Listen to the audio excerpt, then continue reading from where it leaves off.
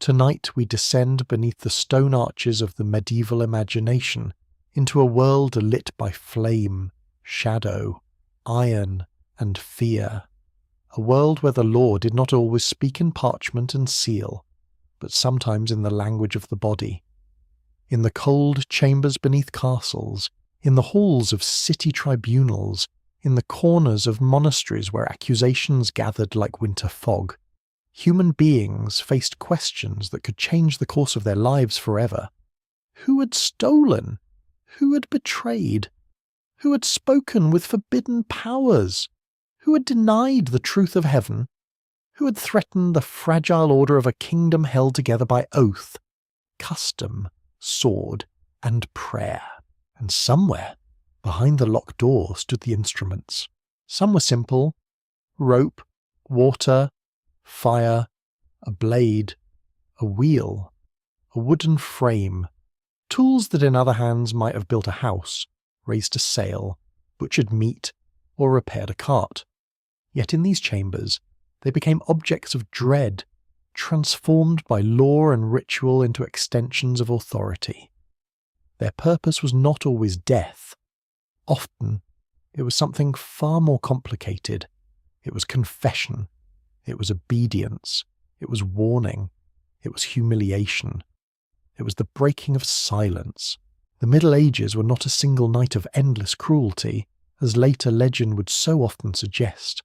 They were vast, uneven, contradictory centuries, filled with saints and scholars, farmers and poets, builders of cathedrals, keepers of law, healers, merchants, soldiers, mystics, mothers, children, kings and beggars.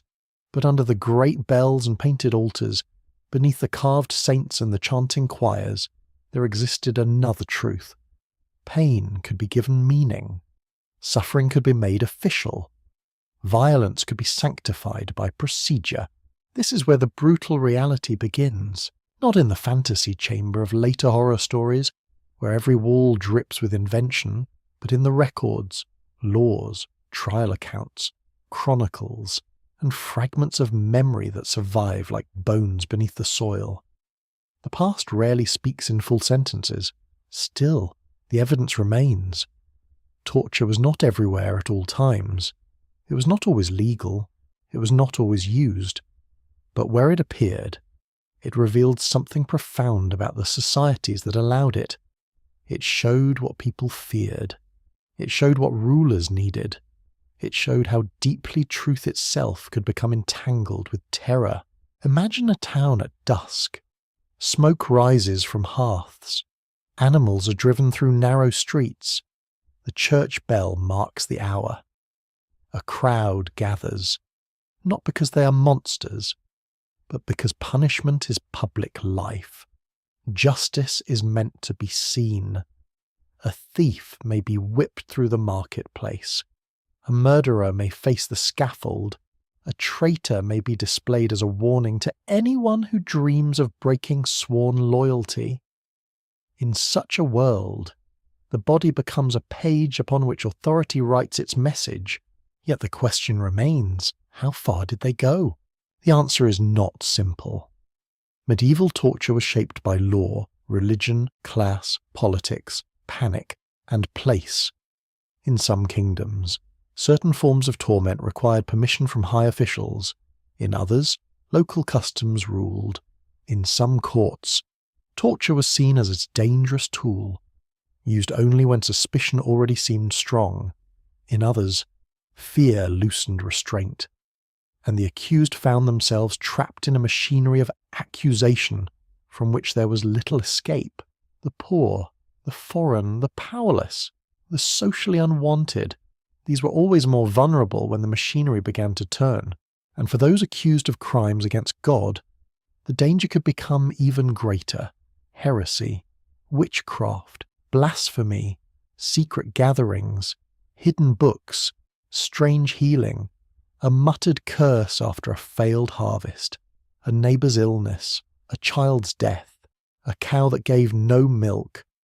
In a world where spiritual and physical realities were woven tightly together, Suspicion could move like fire through dry straw. The unseen world was not distant to medieval minds. It pressed close. Angels and demons were not metaphors. They were active forces, believed to be moving through the air, tempting, punishing, whispering, watching. This did not make medieval people foolish. It made them human within the boundaries of their own world. They reasoned from what they believed was true. They built systems, argued cases, debated evidence, wrote laws, and worried over the soul. But when fear entered the courtroom, reason could become narrow, and doubt could become dangerous. A confession extracted under suffering might be recorded as truth, even when the body had spoken only to escape pain. Here, perhaps, lies the deepest horror. Torture did not merely damage flesh, it damaged reality. It could create stories that officials wanted to hear. It could turn rumour into testimony.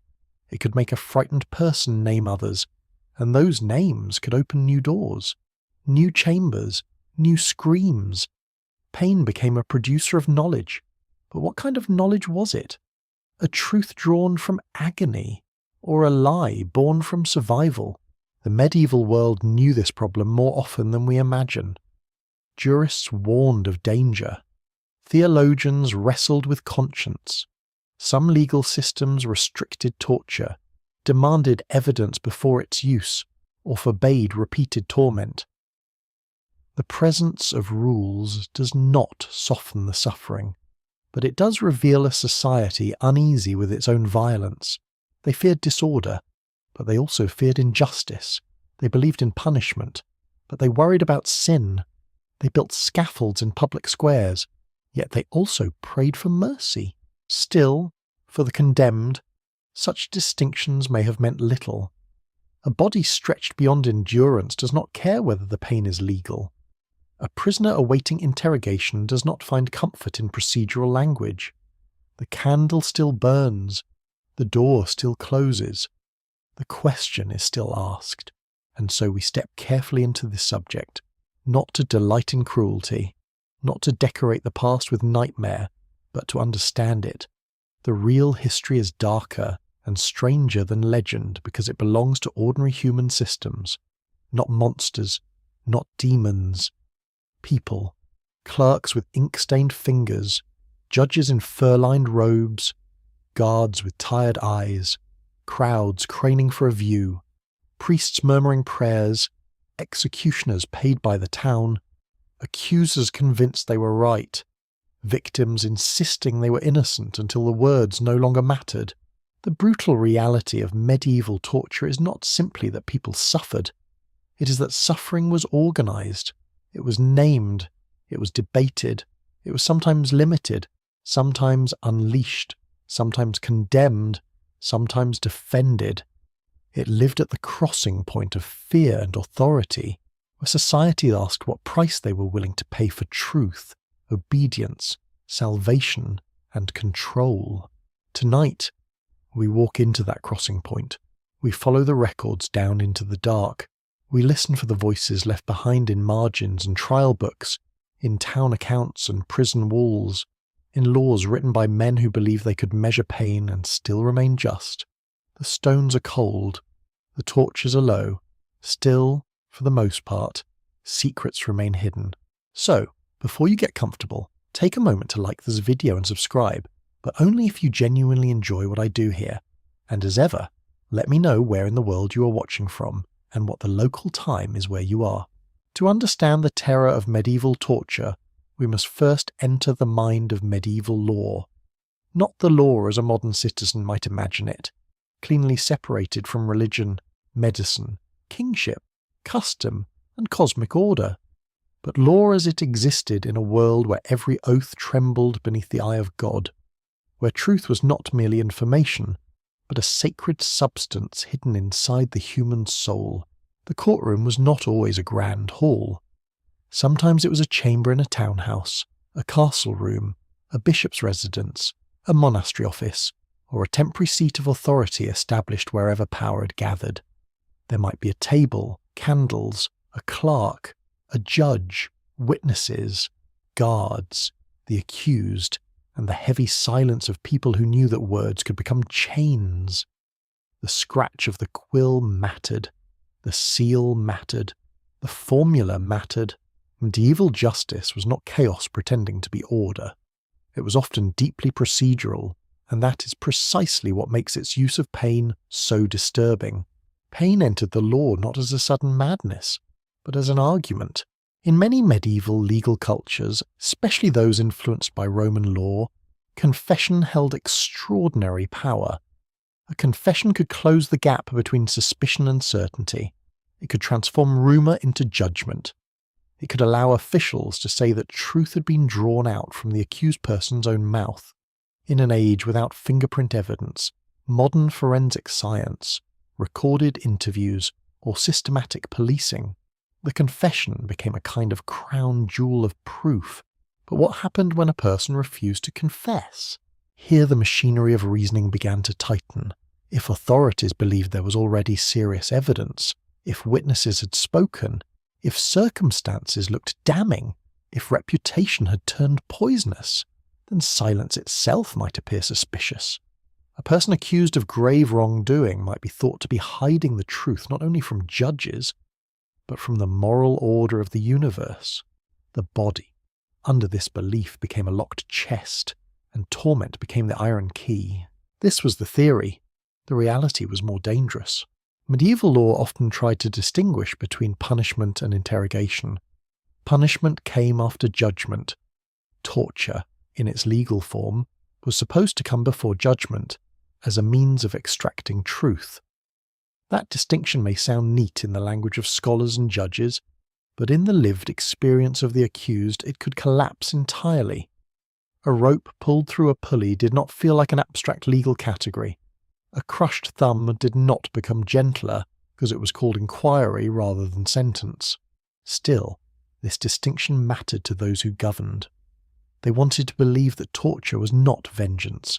They wanted to believe it was controlled, rational, limited, and purposeful. Manuals and legal commentaries warned that torment should not be used lightly. It was often supposed to require strong suspicion, not mere gossip. In some jurisdictions, the confession made under torture had to be repeated afterward without torture in order to be considered valid. This rule exposes a terrible awareness. Officials knew that pain could force speech that might not be true, and yet they kept using it. The reason lies partly in the medieval hunger for certainty. In communities where a single crime could disturb the fragile peace of a town, where theft might threaten survival, where treason might ignite rebellion, where heresy might seem like an infection of the soul, uncertainty was intolerable. A hidden crime was not simply a legal problem. It was a wound in the body of society. Someone had to be named. The truth had to be located. The divine and social balance had to be restored. This search for truth unfolded in a world already full of rituals meant to reveal hidden judgment. Earlier medieval systems had sometimes relied upon ordeals, in which the accused might carry hot iron, plunge a hand into boiling water, or face other trials believed to invite divine verdict. If the wound healed cleanly, innocence might be proclaimed. To modernize, this seems strange, but within that world it made a kind of sacred logic. God, who saw all things, could reveal what humans could not. As certain ordeals declined in formal legal use, other methods of proof grew stronger. Written procedure expanded. Learned jurists gained influence. The state and the church became more interested in investigation. In this changing world, torture could appear not as a barbaric remnant, but as a technical instrument of inquiry. That is one of the great unsettling turns in the history of justice. Cruelty did not always survive because society was primitive. Sometimes it survived because institutions became more ambitious. Authority wished to know more. It wished to reach into private thought, secret belief, hidden conspiracy, forbidden desire. It wished to discover not only what a person had done, but what they had intended, whom they had spoken to, what they had believed, and who else might be involved. The deeper the questions became, the more tempting coercion became. The church courts had their own fears. Sin was not merely a private matter. False belief could endanger the community. A heretic was not simply a person with a different opinion, but someone believed to threaten eternal souls. This spiritual urgency helped create conditions in which pain could be defended as medicinal. The body might suffer, but perhaps the soul would be rescued. It is a chilling idea, and yet it was not always expressed by sadists. Sometimes it came from men convinced that eternity was real. Damnation was near, and desperate remedies were justified. Royal and civic courts had different but equally potent concerns.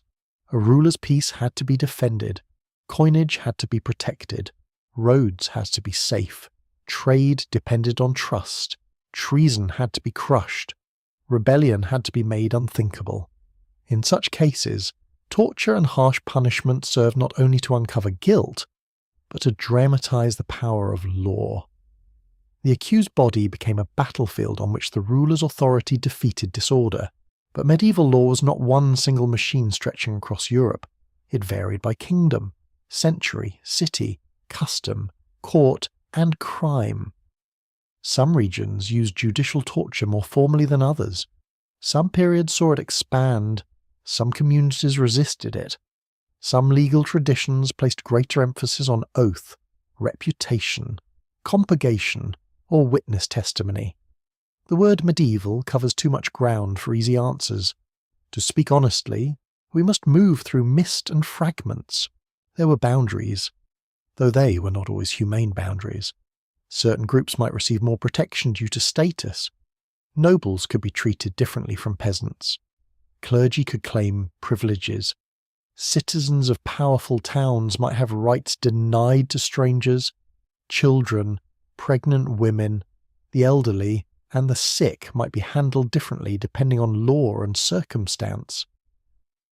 These distinctions remind us that torture was not only about crime, it was about hierarchy. The body of a poor labourer did not carry the same political weight as the body of a lord, and beneath all of this lies the central contradiction. Medieval judges and lawmakers often feared falsehood, yet they embraced a method that could manufacture it. They feared disorder, yet torture could produce chains of accusation that spread disorder further.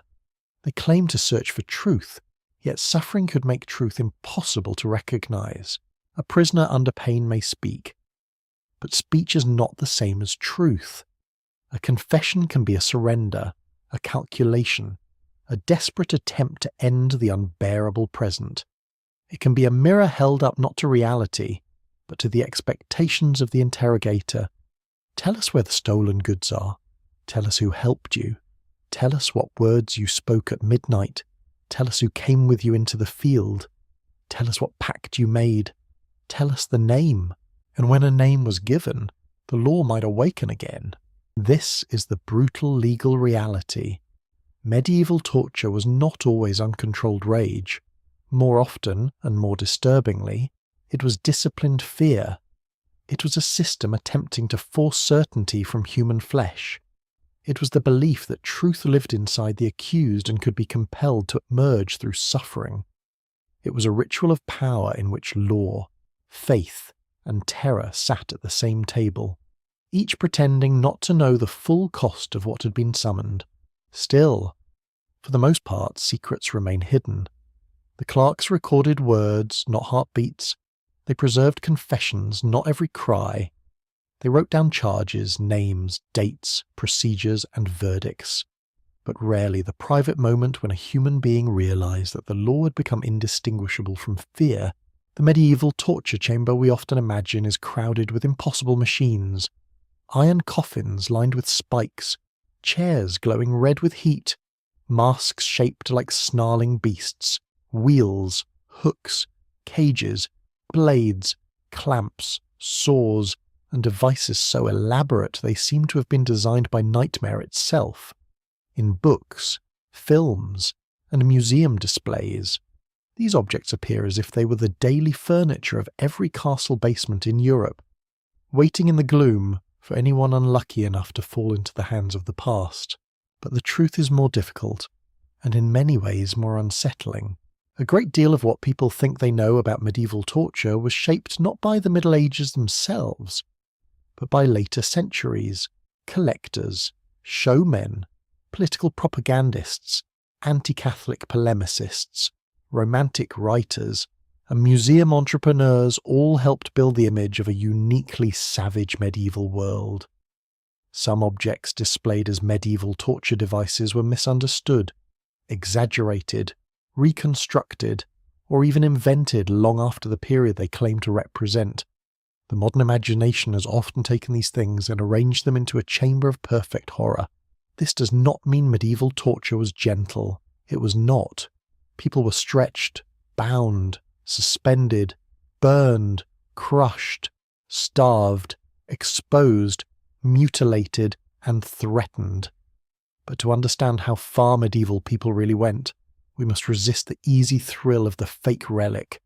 The real evidence is colder than legend. It lies in legal records, payment accounts, royal orders, civic statutes, inquisitorial manuals, chronicles, and scattered testimony. It is less theatrical than the Nightmare Museum, but it is human, and therefore worse. Consider the famous Iron Maiden, one of the most recognizable symbols of medieval cruelty. The idea is simple and horrific: a standing coffin with spikes inside, closing slowly around the victim. Yet its reputation as a standard medieval device is deeply suspect. The best-known examples are linked to much later display traditions. Its power comes from image more than documentation. It is an object that satisfies the modern hunger for a spectacular, villainous past. The medieval world committed enough violence without needing every later fantasy added to its account. The pear-shaped device, often said to have been inserted into the mouth or other openings and expanded by a screw, is another object wrapped in uncertainty. Some surviving examples may not be medieval at all. Their exact purpose is disputed. Their stories often grew in the telling. The same can be said of many ornate contraptions presented as everyday instruments of medieval justice. The more elaborate a device appears, the more carefully it must be questioned. Real authorities often preferred simpler methods because simple methods worked. Rope worked, water worked, heat worked, weight worked, sleep deprivation worked, the threat of pain worked, public shame worked, long imprisonment in darkness worked. Medieval torture did not require a cabinet of mechanical wonders. It required power over a restrained body and a legal or social framework that allowed that power to be used. This is one of the great traps of the subject. The false devices can distract from the true brutality. If we spend too long staring at a spiked coffin that may never have stood in a medieval dungeon, we may miss the person hanging by tied wrists from a beam. We may miss the prisoner kept in freezing confinement. We may miss the accused forced to kneel for hours, denied food, surrounded by officials who insisted that confession would bring mercy. We may miss the ordinary cruelty because we are looking for the extraordinary machine. The rack, unlike many legendary devices, does appear in serious historical contexts, though its use varied widely by place and period. Its principle was terrifyingly direct. The body was fastened and stretched. Joints, muscles, and ligaments became the field upon which authority applied pressure. The rack did not need decoration. It did not need myth. Its horror lay in its mechanical simplicity and in the fact that pain could be increased gradually while questions continued. Thumbscrews and other crushing devices were similarly simple. A small instrument could produce intense suffering without killing the accused too quickly. Such tools allowed interrogation to continue. Their scale made them portable, practical, and chillingly efficient. In this sense, the most frightening implements were not always those that looked impressive behind glass. They were the ones that could fit in a hand, carried from one chamber to another like part of an official kit. Then there was the strappado, known in different forms across different regions. A prisoner's hands might be tied behind the back, the body raised by rope, sometimes dropped or held suspended. the stress on shoulders could be devastating. Again, the method required little more than rope, beam, pulley, and permission. It was not a fantasy invention. It belonged to the grim world of coercive interrogation and punishment, and its effectiveness came from physics, not spectacle. Fire, too, held a special place in the medieval imagination. It could purify, it could punish, it could terrify. Burning was most famously associated with certain religious crimes, especially heresy, though the exact practices and frequency differed. Lesser uses of heat might include branding, scorching, or threats with heated metal. Fire carried symbolic weight. It did not simply hurt, it announced judgment. It transformed a body in a way that everyone could understand. Water could be used as an ordeal, a punishment, or an interrogation tool. Immersion, forced swallowing, and near drowning appear in different contexts. Water was powerful because it stood at the boundary between life and death. It left fewer marks than blades, but the memory of it could inhabit the body forever. A person brought back from the edge might speak not because truth had emerged, but because breath itself had become the only desire left in the world. Yet even these documented methods must be handled with care. Not every mention means common use. Not every court had the same authority. Not every accusation led to torture. Not every prisoner entered a chamber of torment. The medieval world was diverse and uneven. Some communities had strong traditions of negotiation, oath-taking, compensation, or public penance. Some disputes ended in fines. Some crimes were settled through local arrangements. The darkest tools existed within a broader legal landscape, not as the entire landscape itself. This complexity matters because myth can distort in two directions. One distortion says the Middle Ages were nothing but cruelty, 1,000 years of screaming darkness. The other distortion, reacting against exaggeration, risks becoming too gentle, as if the exposure of false devices somehow absolves the past. Neither is true. Medieval societies were capable of extraordinary beauty, discipline, devotion, and learning. They were also capable of sanctioned brutality that could leave bodies broken and names erased. The most honest view stands in the uneasy middle. The Iron Maiden may belong more to legend than ordinary medieval practice. The spiked chair may be less certain than tourist displays suggest, but the rope, the rack, the flame, the wheel, the prison, the scaffold, the lash, and the deliberate use of fear were real enough. They did not need the inventions of later centuries to make them terrible. And what of the museums filled with iron horrors? They reveal something important, even when the objects themselves mislead. They reveal how later generations wanted to imagine the medieval past. Sometimes they projected cruelty backward to flatter themselves as modern and civilized. Sometimes they used medieval torture as a theatre of moral superiority. Sometimes they transformed suffering into entertainment, inviting visitors to shudder safely before returning to the daylight. There is danger in that safety. When torture becomes a collection of strange devices from a supposedly barbaric age, it can seem remote, almost alien. But the real history is not alien. It is made of legal reasoning, social fear, institutional confidence, and the belief that pain can serve a higher purpose. Those things are not trapped in the medieval past. They are human possibilities, so the myth of endless cruelty must be broken carefully. Not because the reality was mild, but because the reality was precise. The Middle Ages did not need every monstrous invention later assigned to them. Their violence was already sufficient. Their courts already knew how to frighten. Their rulers already knew how to display power. Their communities already knew how accusation could harden into punishment. The fake chamber is loud, crowded, and theatrical. The real chamber may have been almost empty. A table, a clerk, a judge, a rope, a basin, a candle, a prisoner, a question, and in that emptiness, The brutal reality begins to speak.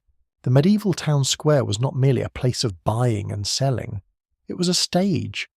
Beneath the timbered houses, beside the market stalls, near the church steps and the public well, the community gathered to watch authority become visible. Bread was weighed there. Oaths were sworn there. News was shouted there. Prices were argued. Marriages discussed. Debts remembered. Strangers measured with suspicion. And, when the hour came, punishment was performed there too. This is one of the most difficult truths to face. Medieval punishment was often meant to be seen. Modern societies tend to hide punishment behind prison walls, court documents, administrative language, and distant institutions. Medieval societies, by contrast, often made punishment part of public memory. A sentence carried out in the open did not only harm the condemned, it instructed everyone watching. It told the crowd who held power what rules had been broken, what fate awaited the disobedient, and how fragile peace could become if order failed. The body of the condemned became a message. A thief might be whipped through the streets, each blow marking not only flesh but reputation. A dishonest baker might be dragged before neighbours and customers who knew the weight of bread better than any judge. A scold might be shamed before those who had heard her words. A fraudster might stand in the pillory, fixed in place while laughter, insults, and sometimes filth came from the crowd. These punishments could be violent, but just as importantly, they were social. They attacked a person's place in the community. The pillory and the stocks were among the most famous instruments of public correction. They look almost quaint in later illustrations, wooden frames in sunny squares, almost comic in their simplicity. But to be trapped there was no small matter. The punished person was rendered helpless before friends, enemies, creditors, rivals, children, and strangers. The pain of posture and restraint could be severe. The greater wound might be humiliation. Medieval society was built upon reputation. Honour, trust, and local standing could determine survival. Public shame could linger long after bruises faded. The crowd was not a passive background. It was part of the punishment. It confirmed the sentence by witnessing it. It gave the event force. A penalty carried out in an empty field might hurt one body, but a penalty carried out before a village could reshape memory for years. People would say they had seen it. They would warn their children. They would repeat the story beside fires and in workshops. The law entered folklore through spectacle. At times, the crowd could be cruel. Mockery, stones, mud, rotten food, and blows might rain down upon the exposed. At other times, the crowd could be uneasy, sympathetic, even defiant. Public punishment was not always under perfect control. Officials wanted the crowd to absorb a lesson, but crowds had minds of their own. They might pity the condemned. They might resent the authorities. They might turn a punishment into a protest, a riot, a moment of dangerous emotion. Authority needed spectators, yet spectators were unpredictable. The scaffold carried an even greater weight. It stood above the crowd like a temporary altar of death. Wood was assembled, ropes prepared, guards positioned, officials gathered. Sometimes sermons were preached. Sometimes confessions were expected. Sometimes the condemned were urged to speak final words. Death itself became ceremony, and ceremony gave violence a terrible order. Hanging was common in many places for serious crimes. It was visible, practical, and memorable. The condemned body might remain displayed for a time, turning into a warning at a crossroads, city gate, or gibbet field. The dead continued to speak for the authorities. Wind moved through their clothing. Birds came. Travellers passed beneath them. The road itself became a classroom in obedience.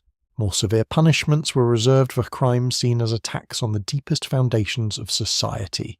Treason, above all, could draw spectacular cruelty. The traitor was not merely a criminal. He was imagined as one who had wounded the body of the realm, betrayed the Lord, endangered the peace, and inverted the proper order of loyalty. His punishment therefore had to speak in a louder voice. Mutilation, dismemberment, display of body parts, and other terrifying penalties were designed not only to kill but to proclaim. This is what happens when the bond is broken. This is what happens when the world is turned upside down. Such punishments reveal a culture in which the body was understood symbolically. A hand that stole might be cut or marked. A tongue that lied or blasphemed might be targeted. A face might be branded so the crime followed the person through life. The logic was brutal, but not random. Medieval punishment often sought to make the crime visible upon the criminal, to turn hidden wrongdoing into readable flesh. Branding carried this logic with particular force. A mark burned into skin could outlive the courtroom. It travelled with the punished person from town to town, a sign that others might read before hearing a word. In a world of limited written identification, the body itself could become a record.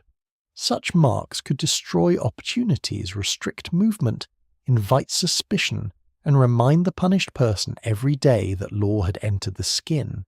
Mutilation worked similarly, though more permanently and more violently.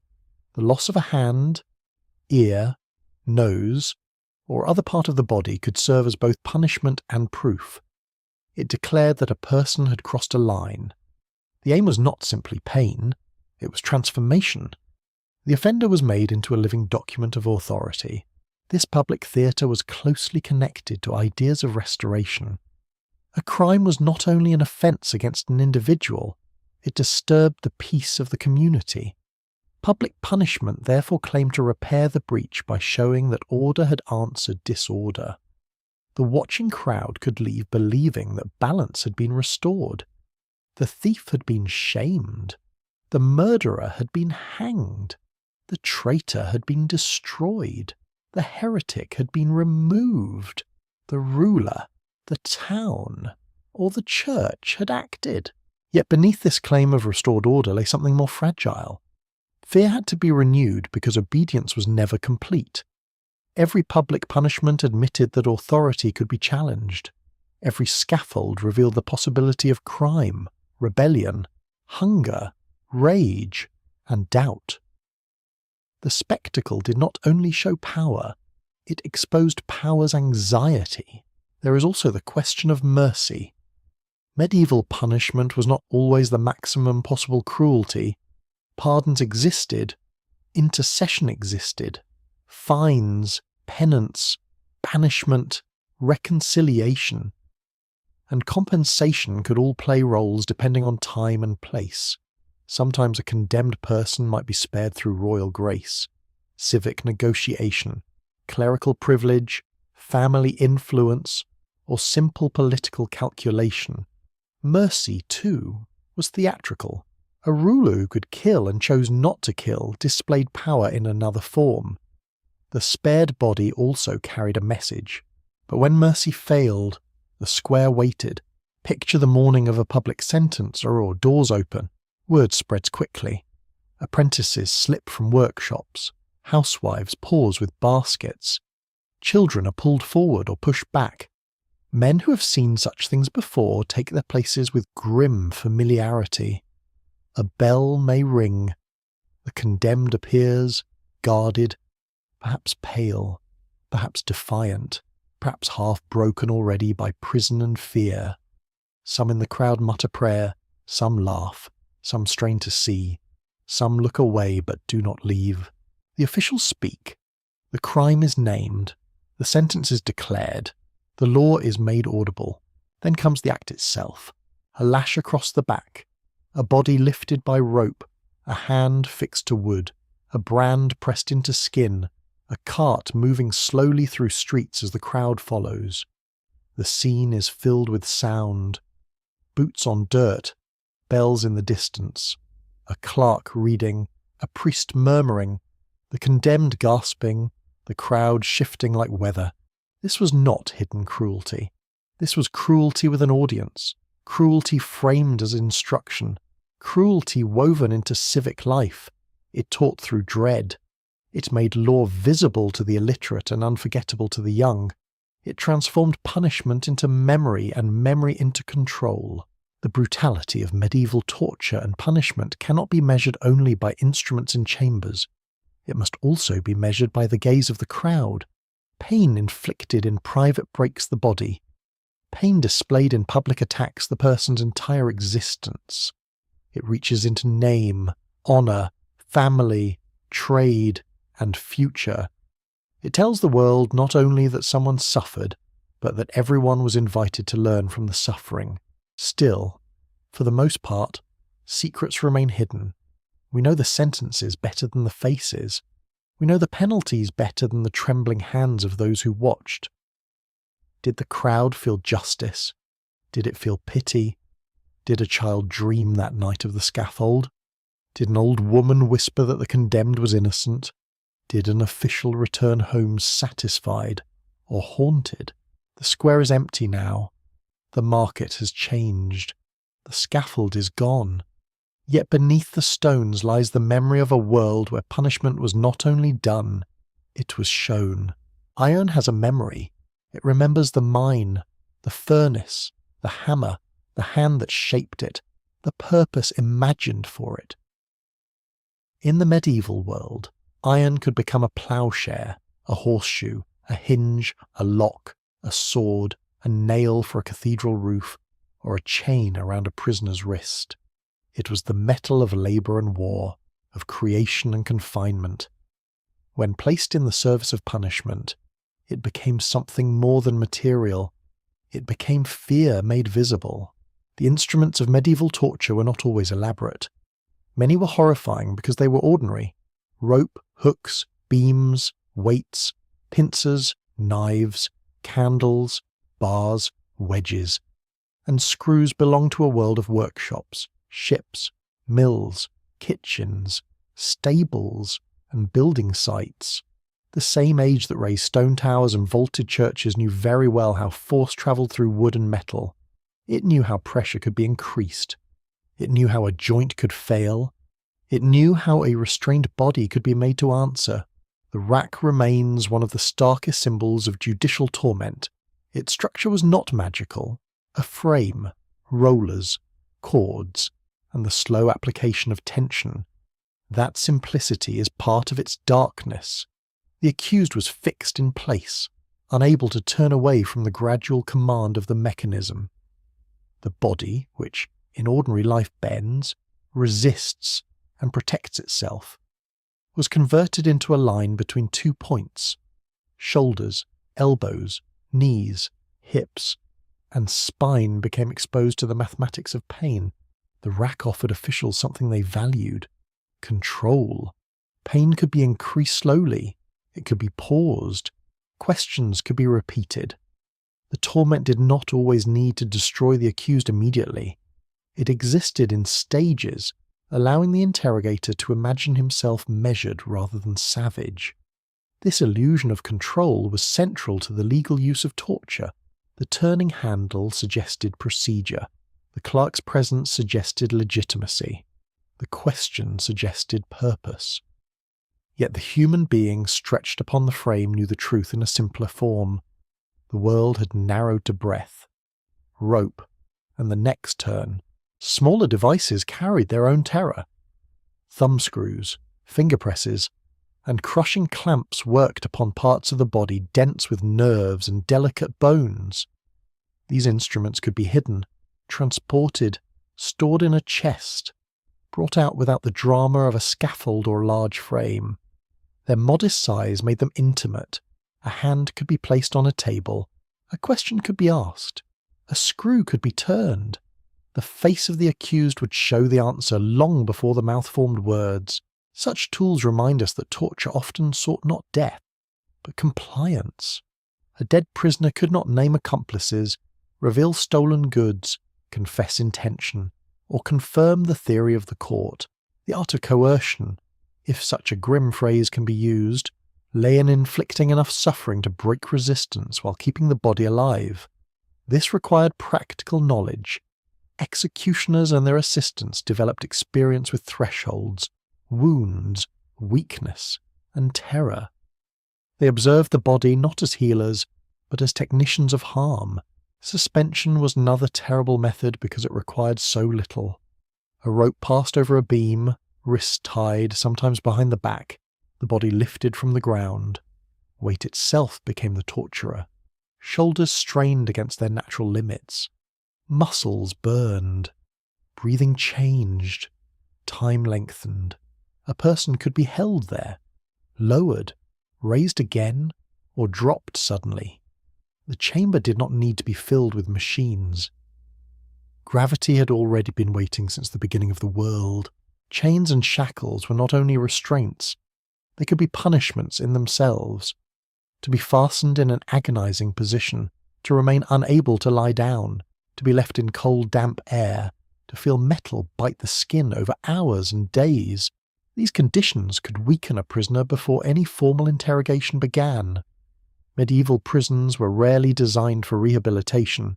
They were places of holding pressure, neglect, and uncertainty, hunger, filth, darkness, vermin, and the smell of human fear were instruments too, though no museum places them behind velvet rope. The wheel carried a different kind of meaning. It belonged to punishment more than the interrogation, and its terror came from both injury and display. A body broken upon or by the wheel became an image of total defeat. Limbs could be shattered, the person left exposed, the circle of the wheel becoming a cruel emblem of authority's reach. Such penalties were not everyday events in every town, but where they occurred, they burned themselves into communal imagination. The wheel did not simply kill, it arranged death into a sign. Blades were everywhere in medieval life. Knives cut bread, trimmed leather, slaughtered animals, shaped wood, prepared parchment. In punishment, cutting could be precise, symbolic, and permanent. Ears, hands, tongues, noses, and other body parts might be targeted according to the offence, the custom, or the desired message. A mutilated face could become a living sentence. A missing hand could declare theft or rebellion. A cut tongue could speak silently of forbidden words. Heat was another tool that crossed the boundary between physical pain and symbolic meaning. Hot irons, brands, burning coals, and heated pincers appear in various punitive contexts. Fire could mark, purify, destroy, and warn. Branding was especially powerful because it created a record in flesh. A burned mark could travel farther than any document, announcing disgrace across roads and markets. In societies where identity was often local, a branded body carried its own accusation. Water, though softer in appearance, could become merciless. It could choke, freeze, exhaust, and terrify. It entered the mouth and nose, filled the senses, threatened to erase the boundary between life and death. Unlike iron, water did not need to leave obvious wounds to produce lasting horror. This made it useful to those who wanted pain without visible ruin. The gentlest element could become an abyss when controlled by hostile hands. Yet the most powerful instrument may have been the threat itself. A prisoner shown the tools might confess before they were touched.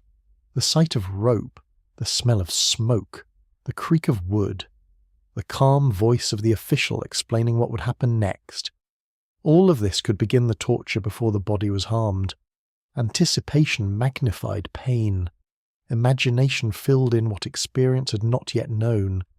In many cases, the theatre of preparation may have mattered as much as the physical act. This is why instruments of torture must be understood as psychological objects. They were designed, displayed, described, and rumoured. Their power travelled through stories. A town might know that a certain chamber existed. A prisoner might hear cries through a wall. A suspect might be told that others had already confessed under pressure. Fear moved ahead of iron like a shadow before sunset. Some tools survive today, though not always with certainty. The problem of authenticity hangs over many collections. Were they truly used in medieval courts? Were they later inventions? Were they punishment devices from a different period? Were they theatrical reconstructions made to satisfy visitors hungry for darkness? Every object demands caution. Without records, context, provenance, and careful analysis, iron can lie as easily as parchment. Still, even doubtful objects can reveal a cultural truth. Later generations wanted the Middle Ages to look like a chamber of metal cruelty. They collected and displayed iron horrors not only to remember suffering, but to stage it. The museum case became a new kind of scaffold, allowing spectators to look upon pain without responsibility. In this way, the instruments continued their old work. They commanded attention. They produced shivers. They turned human suffering into a lesson, a warning, or a spectacle. The real tools, the documented tools, the ordinary tools, require a quieter gaze. A rope is not impressive until we imagine wrists tied behind a back. A screw is not frightening until we see it approaching a hand. A basin is harmless until breath is denied. A candle is gentle until flame is brought too close to skin. The medieval world did not need endless invention to create terror. It had wood, water, iron, law, and permission. And permission changed everything. A blade in a robber's hand was violence. A blade in the hand of an official could be justice. A rope in a barn tied hay. A rope in a chamber extracted confession. Iron was not brutal by itself. The community gave it meaning. The court gave it authority. The sentence gave it direction. The crowd, the clerk, the priest, the judge, and the ruler all helped transform material into fate. So when we ask how far they went, we should not only count the devices, we should ask how a society came to believe that objects could be given lawful cruelty. We should ask how practical tools crossed into sacred terror. We should ask why the same hand that forged a church hinge might forge a shackle, and how both could exist beneath the same heaven. The instruments remain, some real, some doubtful, some lost forever. Their surfaces are silent now. No breath warms them. No hands twist against them. No clerk waits with ink. Yet they still carry a question from the depths of human history. What happens when intelligence, craft, law, and fear work together? The answer is not hidden in a mythical chamber crowded with impossible machines. It is found in the cold, practical knowledge of pressure, restraint, pain, and obedience. It is found in the terrible simplicity of iron shaped for the human body. At the edge of the medieval town lived a man everyone needed and almost no one wished to touch. He might have a house near the walls, beyond the busiest streets, or in some uneasy quarter where respectable people could pretend not to see him. He might walk through the marketplace while conversations faded. Children might stare. Women might cross themselves. Men might nod without warmth. He was paid by the city, summoned by the court, protected by authority, and yet marked by a stain no official wage could wash away. He was the executioner. In many communities, the executioner occupied one of the strangest positions in medieval society. He served the law, but he was not honoured like a judge. He carried out sentences, but he was not celebrated like a knight. He fulfilled a necessary public function, but he was treated as polluted by the very acts the community demanded from him. He stood at the meeting point of justice and disgust, authority and exclusion, obedience and shame. His work was not limited to death. Depending on time and place, he might whip, brand, mutilate, hang, behead, break, burn, or display bodies. He might torture prisoners under the supervision of officials. He might remove corpses from gibbets, dispose of dead animals, clean filth, kill stray dogs, or perform other tasks considered dishonourable. This same society that asked him to preserve order often pushed him toward the tasks no one else wished to perform. This made him powerful in a narrow and terrible way. He knew the body, not as a physician knew it, with the hope of healing, not as a priest knew it, as the vessel of a soul. He knew it as a material under strain. He understood how rope tightened, how a neck broke or did not break, how blood flowed, how fear changed breathing, How long a person might endure before losing consciousness, how much force a limb could take, how a blade had to fall cleanly if death was to be quick. His knowledge was practical, secretive, and acquired in the sight of suffering. For all the law's language, the executioner's skill mattered. A botched execution could provoke horror, pity, anger, or riot. A poorly tied rope might prolong death. A dull blade could turn a sentence into butchery. An uncertain hand could transform official justice into public disgrace. The crowd expected punishment, but it also expected the punishment to follow its recognized form. Too little violence might seem weakness. Too much might seem cruelty beyond the sentence. The executioner had to work inside that narrow and dangerous space. Some executioners inherited their role. Families became associated with the profession, generation after generation, because ordinary guilds and trades might refuse them entry. Marriage prospects could be limited. Social contact could be restricted. Their children might grow up beneath the same shadow, learning early that the town remembered what a family did. In certain places, the executioner formed part of a hereditary world of marginal occupations, linked to slaughterers, skinners, grave diggers, and others whose work brought them near blood, death, or impurity. And yet people came to him. They came quietly, sometimes for remedies. The executioner's strange familiarity with bodies and wounds could make him a feared healer. His touch, polluted in one sense, might be powerful in another. Pieces of the rope from a hanging, fat from an executed criminal, blood from a freshly killed body, and other grim substances were sometimes believed to possess medicinal or magical force. The line between official violence, folk medicine, and superstition could become thin and wavering. The man shunned in daylight might be sought in desperation by night. This contradiction reveals the deep unease surrounding punishment. The community needed someone to perform violence on its behalf, but it did not want to carry the moral weight openly. By concentrating the act in one figure, society could both use violence and recoil from it. The executioner became the container of collective guilt. People could say the law had acted, yet avoid touching the hand that did the work. His clothing might mark him. His tools certainly did. Sword, axe, rope, whip, branding iron, ladder, cart, hooks, and chains formed the outward signs of his office. But his true instrument was distance. He stood close to the condemned while everyone else stood apart. The judge pronounced, the clerk recorded, the priest prayed, the crowd watched, the executioner touched. That touch mattered. To bind a prisoner is intimate. To place a noose around a neck is intimate.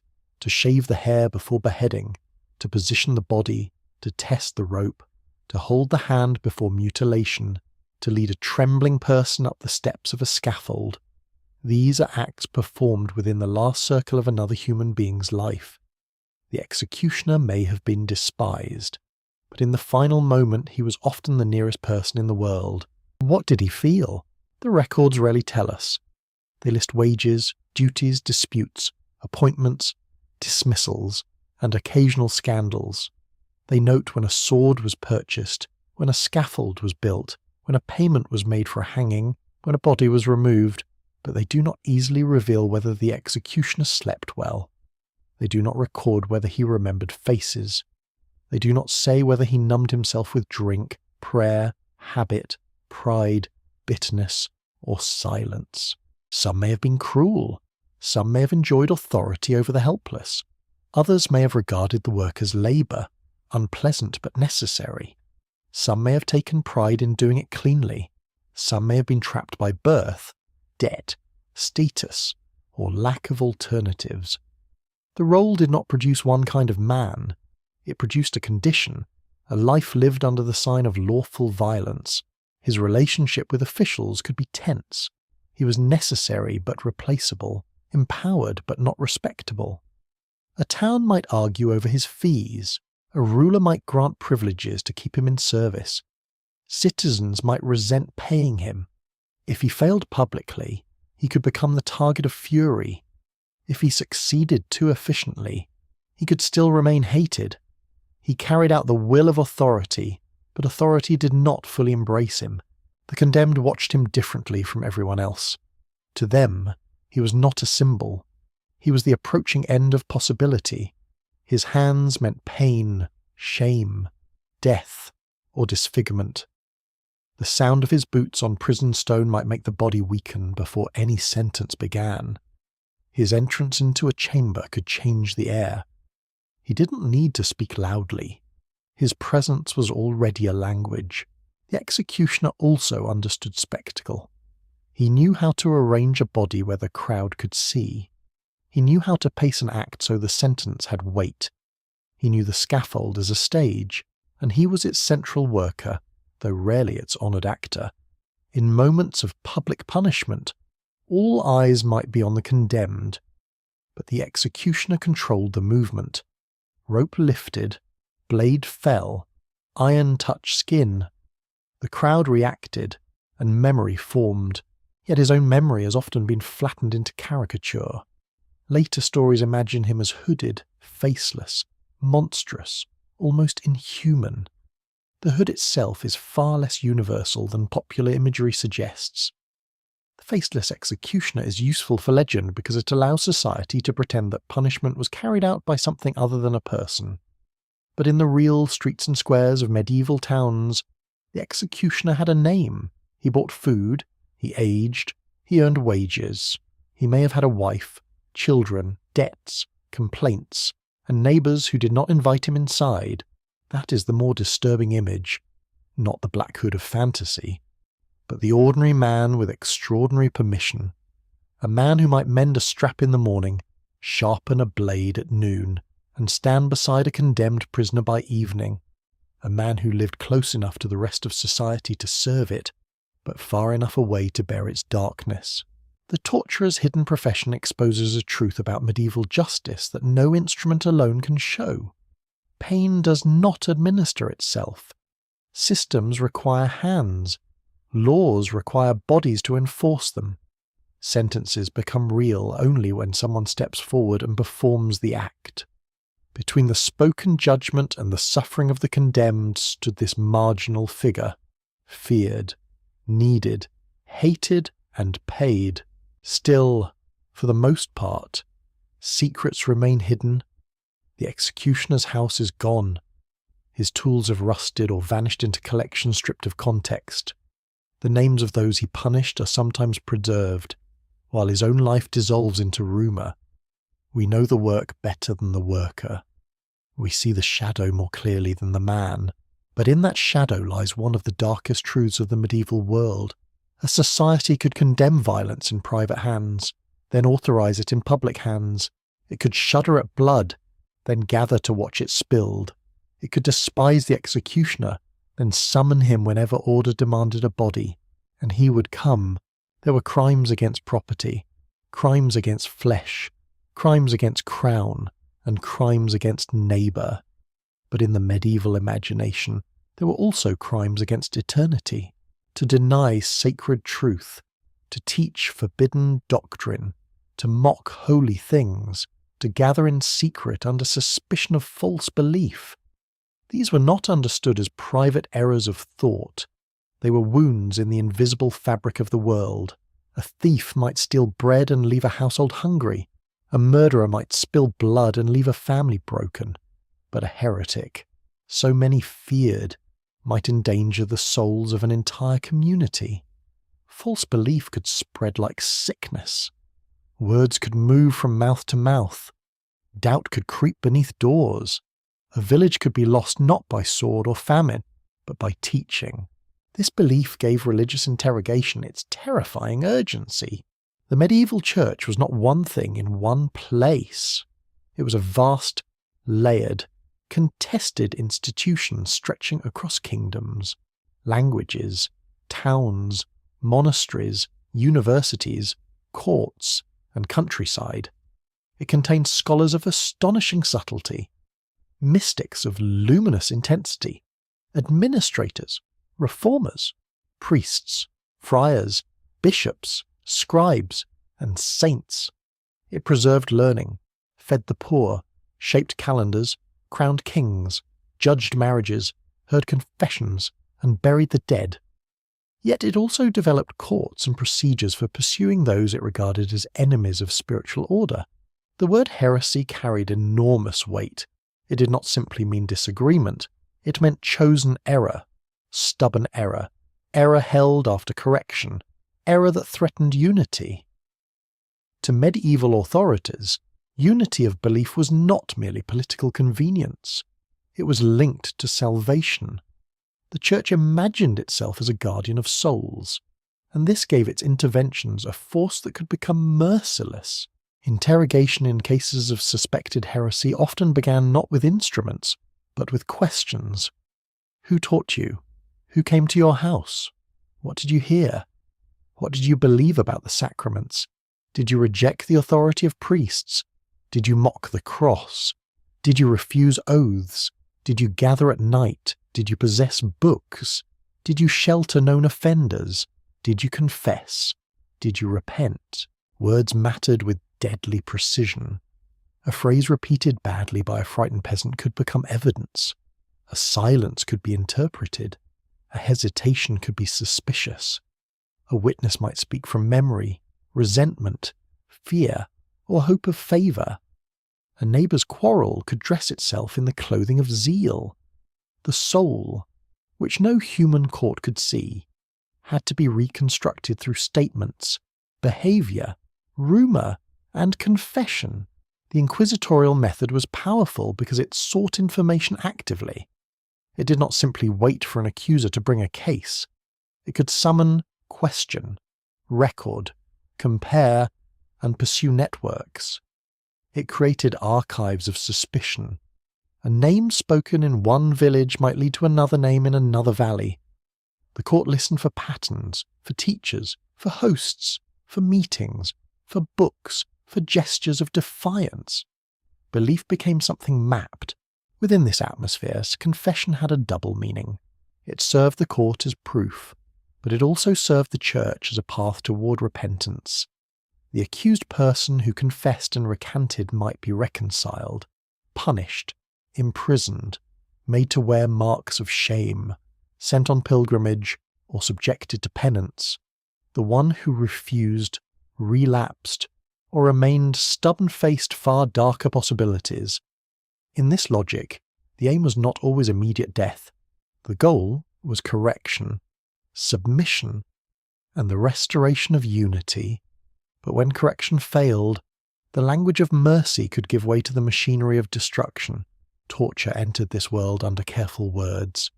It could be presented as a means to uncover truth when grave suspicion already existed. Church authorities often did not directly carry out blood punishment, since clerics were constrained by religious prohibitions against shedding blood. Yet this did not necessarily protect the accused. The condemned could be handed to secular power, where the sentence of death became a civic act under a spiritual shadow. Responsibility was divided, and in that division moral clarity could disappear. This is one of the great chilling features of institutional violence. No single hand always seemed to hold the whole act. The theologian defined error, the inquisitor examined, the clerk recorded, the bishop approved, the secular arm enforced, the executioner acted. Each part could claim its own role, its own necessity, its own limits. Yet the person at the centre experienced the whole chain as one tightening cord. The fear of heresy was not invented from nothing. Medieval Europe did see religious movements that challenged clerical authority, wealth, sacraments, and accepted doctrine. Some communities lived with forms of belief that appeared radically different from official teaching. Some reformers preached poverty and purity. Some lay people longed for a more direct spiritual life. Some questioned the moral authority of corrupt clergy. Others were accused of views they may not have fully understood or even held. The line between dissent, reform, misunderstanding, and heresy could become dangerously thin. The tragedy is that sincere spiritual hunger could be treated as infection. Imagine a village where a wandering preacher once spoke under a tree. Years pass, a child becomes an adult, A neighbour remembers a phrase. A woman is said to avoid the parish priest. A man refuses an oath in a dispute. Someone reports that certain families gather after sunset. Officials arrive. Questions begin. People search their memories and their consciences. Fear moves through the lanes. To speak may endanger a neighbour. To remain silent may endanger oneself. The invisible world of belief becomes suddenly public, and every word carries weight. In such cases, torture did not simply seek facts. It sought interior truth. That made it especially dangerous. A stolen cup either existed or did not. A dead body could be examined. A burned barn could be seen. But belief lived within memory, language, habit, and fear. Under pain. A person might shape their answers according to what they thought the questioner wanted. They might accept formulas they did not understand. They might confess to meetings, teachers, doctrines, or companions in order to escape the chamber. The court might receive the confession as a window into the soul, when it was instead a mirror reflecting terror. And yet, to many officials, the suffering could be justified as medicinal. Better a brief agony in this world, they might argue, than eternal punishment in the next.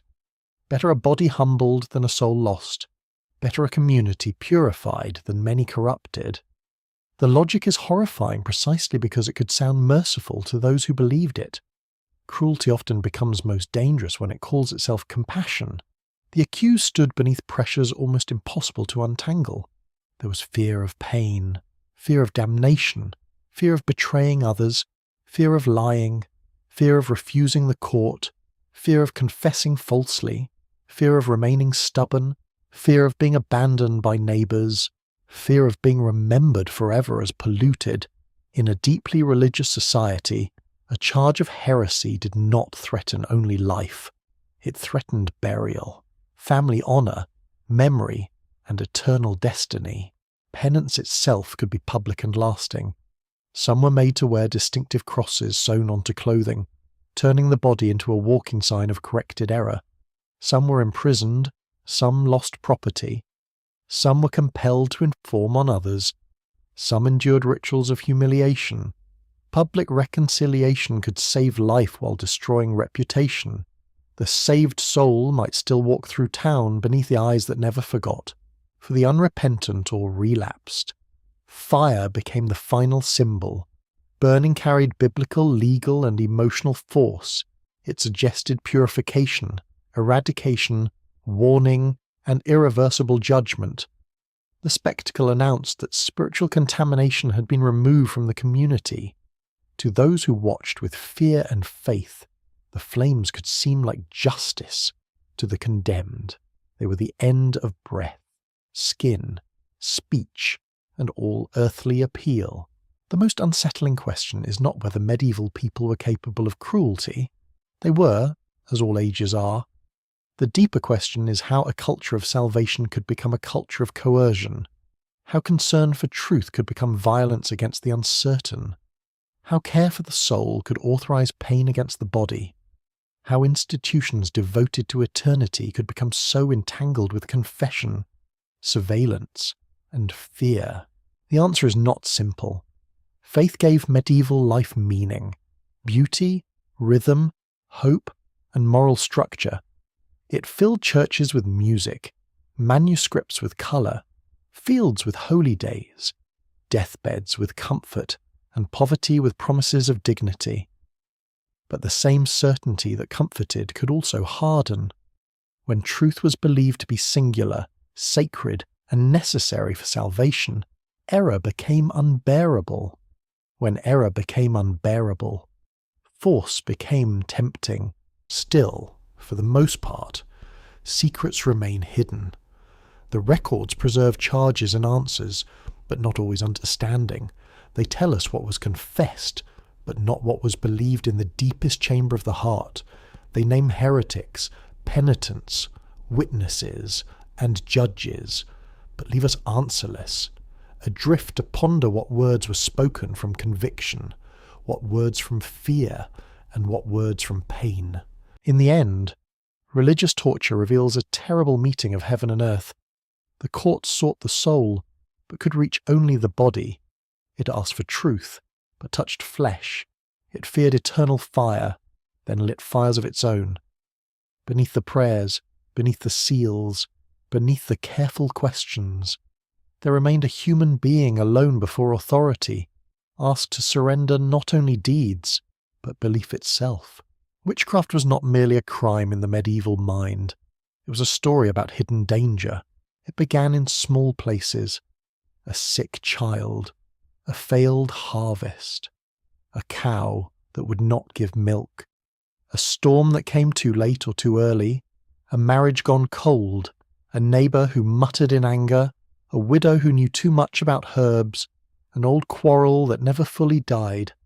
In a world where life was precarious, misfortune demanded explanation, hunger, disease, and death pressed close upon every household, and when suffering arrived without an obvious cause, suspicion searched for a face. The witch became that face, not always, not everywhere, not in the same way across all centuries. Medieval and early modern ideas about witchcraft changed over time, shaped by theology, law, folklore, local rivalries, learned demonology, and social fear. But wherever the fear hardened, it turned ordinary tensions into cosmic drama. The disliked neighbour was no longer merely unpleasant. She might be in league with darkness. The healer was no longer merely skilled with plants. She might draw power from forbidden sources. The poor man who cursed a wealthy farmer was no longer merely angry. His words might carry supernatural force. The danger of witchcraft accusation lay in its elasticity. Almost anything could be made to fit once the mind had accepted the possibility.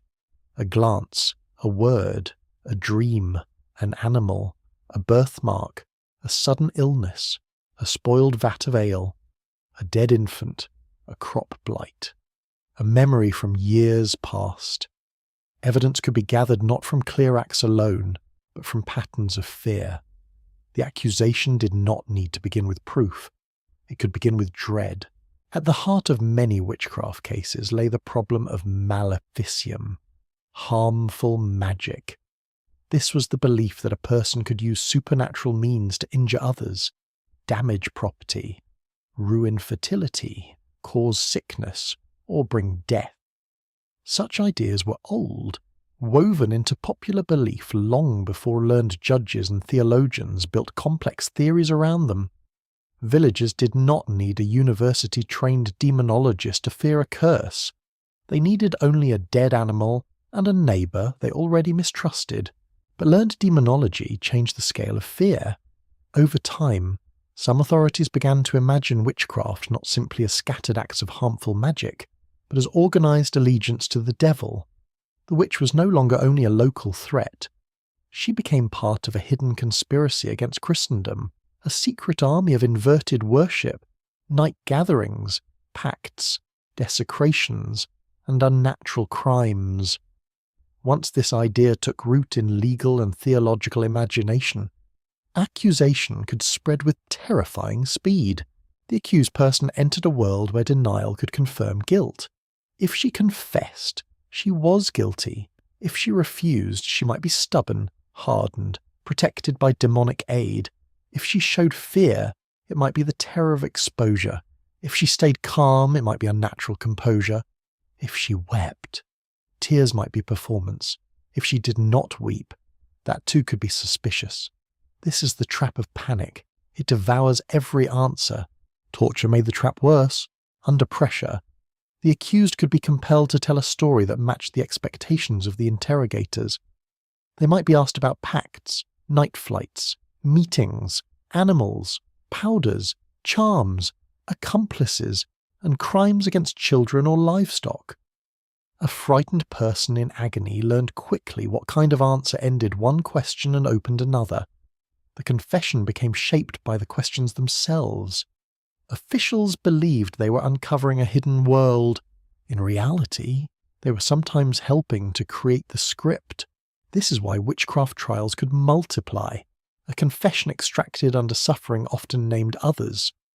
The accused might give names from memory, rumour, resentment, confusion, or desperation. The named people could then be arrested, questioned, threatened, and forced to name more.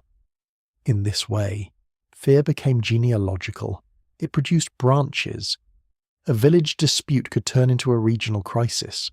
A single accusation could become a map of imagined conspiracy. The most vulnerable were often those already standing near the edge of protection. Older women, widows, healers, beggars, the poor, the quarrelsome, the socially isolated, the foreign. And those with reputations for sharp speech could become targets. Yet the pattern was never simple enough to reduce to one kind of victim. Men were accused too. Wealthy people could fall. Children could testify. Entire families could be stained. Witchcraft fear moved through communities according to local pressures, legal structures, and moments of collective anxiety. Gender mattered deeply because medieval and later societies carried powerful assumptions about women's bodies, speech, sexuality, weakness, and temptation. Women were often imagined as more vulnerable to demonic deception, more tied to birth, fertility, household medicine, and intimate spaces where misfortune occurred. A sick infant, a failed pregnancy, spoiled food, or domestic illness might place suspicion near women's work. The home itself, usually seen as ordinary, could become a haunted theatre of accusation. Yet it would be too simple to say that witch trials were only hatred of women. They were also about fear of invisible power, community breakdown, property disputes, religious anxiety, disease, climate stress, judicial ambition, and the human desire to make suffering intelligible. Misfortune without cause is hard to bear. Misfortune with an enemy is easier to understand, even when that enemy is innocent. In some villages, accusation may have grown from moral economy. A beggar asks for food and is refused. Soon afterward, the refusing household suffers loss. The beggar had spoken angrily. The memory returns. Was it only anger, or was it a curse? Such stories appear again and again in different forms. They reveal a society where dependency, charity, resentment, and fear were tangled together. Refuse the needy and risk guilt. Help them and risk being drained. Live beside them and risk suspicion. The accused witch was often born from the fractures of everyday life. The courts transformed those fractures into formal proceedings. Witnesses came forward, depositions were written. Questions followed established patterns. Local tales entered official language. A neighbour's memory became testimony. A rumour became part of a file. The court gave shape to fear, and that shape could become deadly. But not all authorities accepted every accusation. Skepticism existed. Some judges doubted wild claims. Some communities resisted panics. Some legal systems required stronger evidence. Learned writers disagreed about what witches could truly do. The history of witchcraft is not a single unbroken frenzy. It is a landscape of belief and doubt, panic and restraint, cruelty and caution. In some places, trials were rare. In others, they became catastrophic. Where torture was allowed, catastrophe became easier. Pain made the invisible visible on command. It produced details where none had existed. It encouraged conformity to demonological expectations. If interrogators believed witches flew to secret gatherings, confessions might describe flight. If they believed familiars appeared in animal form, confessions might name animals. If they believed the devil marked his followers, bodies might be searched for signs. The process sought proof of a story it had already decided could be true. The body of the accused became a landscape to be read. Marks, scars, moles, numb spots, or unusual features could be interpreted as signs. Examiners searched skin for evidence of demonic contact. In such moments, the body itself became an archive of suspicion. A person's natural marks, age, wounds, illness, or difference could be turned against them. Flesh became testimony without consent. Children could play a devastating role. Their accusations might be treated as pure, innocent, or spiritually sensitive. Yet children could also absorb adult fears, repeat suggestions, perform distress, or become instruments in conflicts they did not understand. A child's nightmare could condemn an adult. A child's fit could become evidence of bewitchment. The vulnerability of children gave accusations emotional power, and emotional power could sweep aside caution. What did the accused believe? Some may have practiced charms or folk healing while never imagining themselves servants of evil. Some may have believed they had cursed in anger and feared their own words. Some may have confessed to impossible things after torture, confusion, exhaustion, or despair. Some may have internalized guilt under relentless spiritual pressure. Some may have insisted on innocence until death. The records cannot always separate belief from fear, memory from suggestion, confession from survival, and that is the great darkness of witchcraft prosecution. It did not only punish alleged acts, it invaded imagination. It made dreams, rumours, and nightmares legally dangerous. It asked people to testify about the unseen. It gave fear a courtroom and pain a pen. Imagine a woman standing accused in a small town. She knows her neighbours. She has borrowed from them, argued with them, helped deliver their children, tended their sick, cursed under her breath, gone hungry in winter, watched others prosper. Now those same neighbours speak of her in court. A child points. A farmer remembers a dead horse.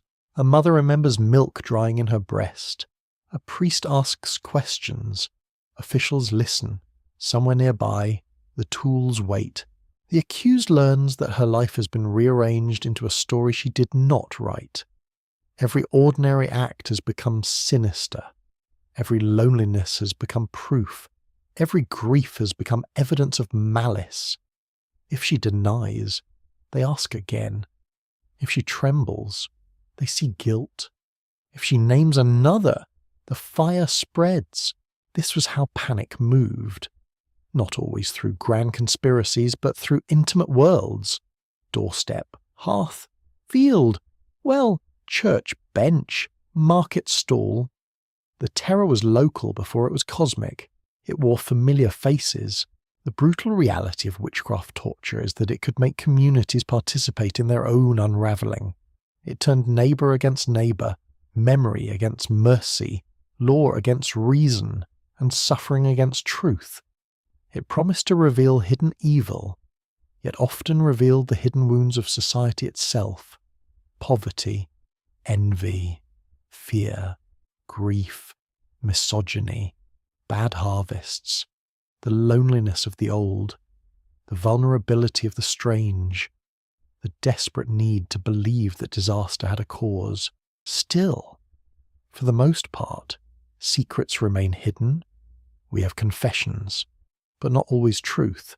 We have names, but not the full lives behind them. We have accusations, but not the whispers that prepared them. We have verdicts, but not every doubt that passed through the minds of those who watched. The witch was feared as someone who crossed the boundary between the human and the demonic, yet the trials themselves crossed another boundary, the line between justice and nightmare. When a society believes the invisible enemy stands nearby, it may begin to torture the visible person in front of it, and once that begins, almost anything can be believed. Medieval justice did not fall upon all bodies with equal weight. The law spoke of guilt, sin, order, and punishment. Yet every person carried a place within the great hierarchy of the world. Lord and peasant, knight and villain, cleric and layperson, citizen and stranger, man and woman, rich widow and landless girl, merchant and beggar, all stood beneath authority, but not at the same distance from its blows. A body was never just a body. It was a rank, a reputation, a lineage, a usefulness, a value in silver, a web of protectors, and sometimes a political danger. This shaped who suffered, who was spared, and who could disappear. A noble accused of wrongdoing entered the machinery of justice differently from a poor labourer. Birth brought privileges. Bloodlines mattered.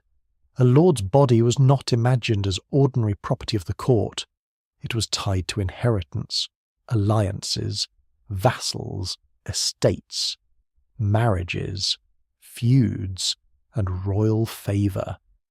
To harm it carelessly could create consequences far beyond one trial.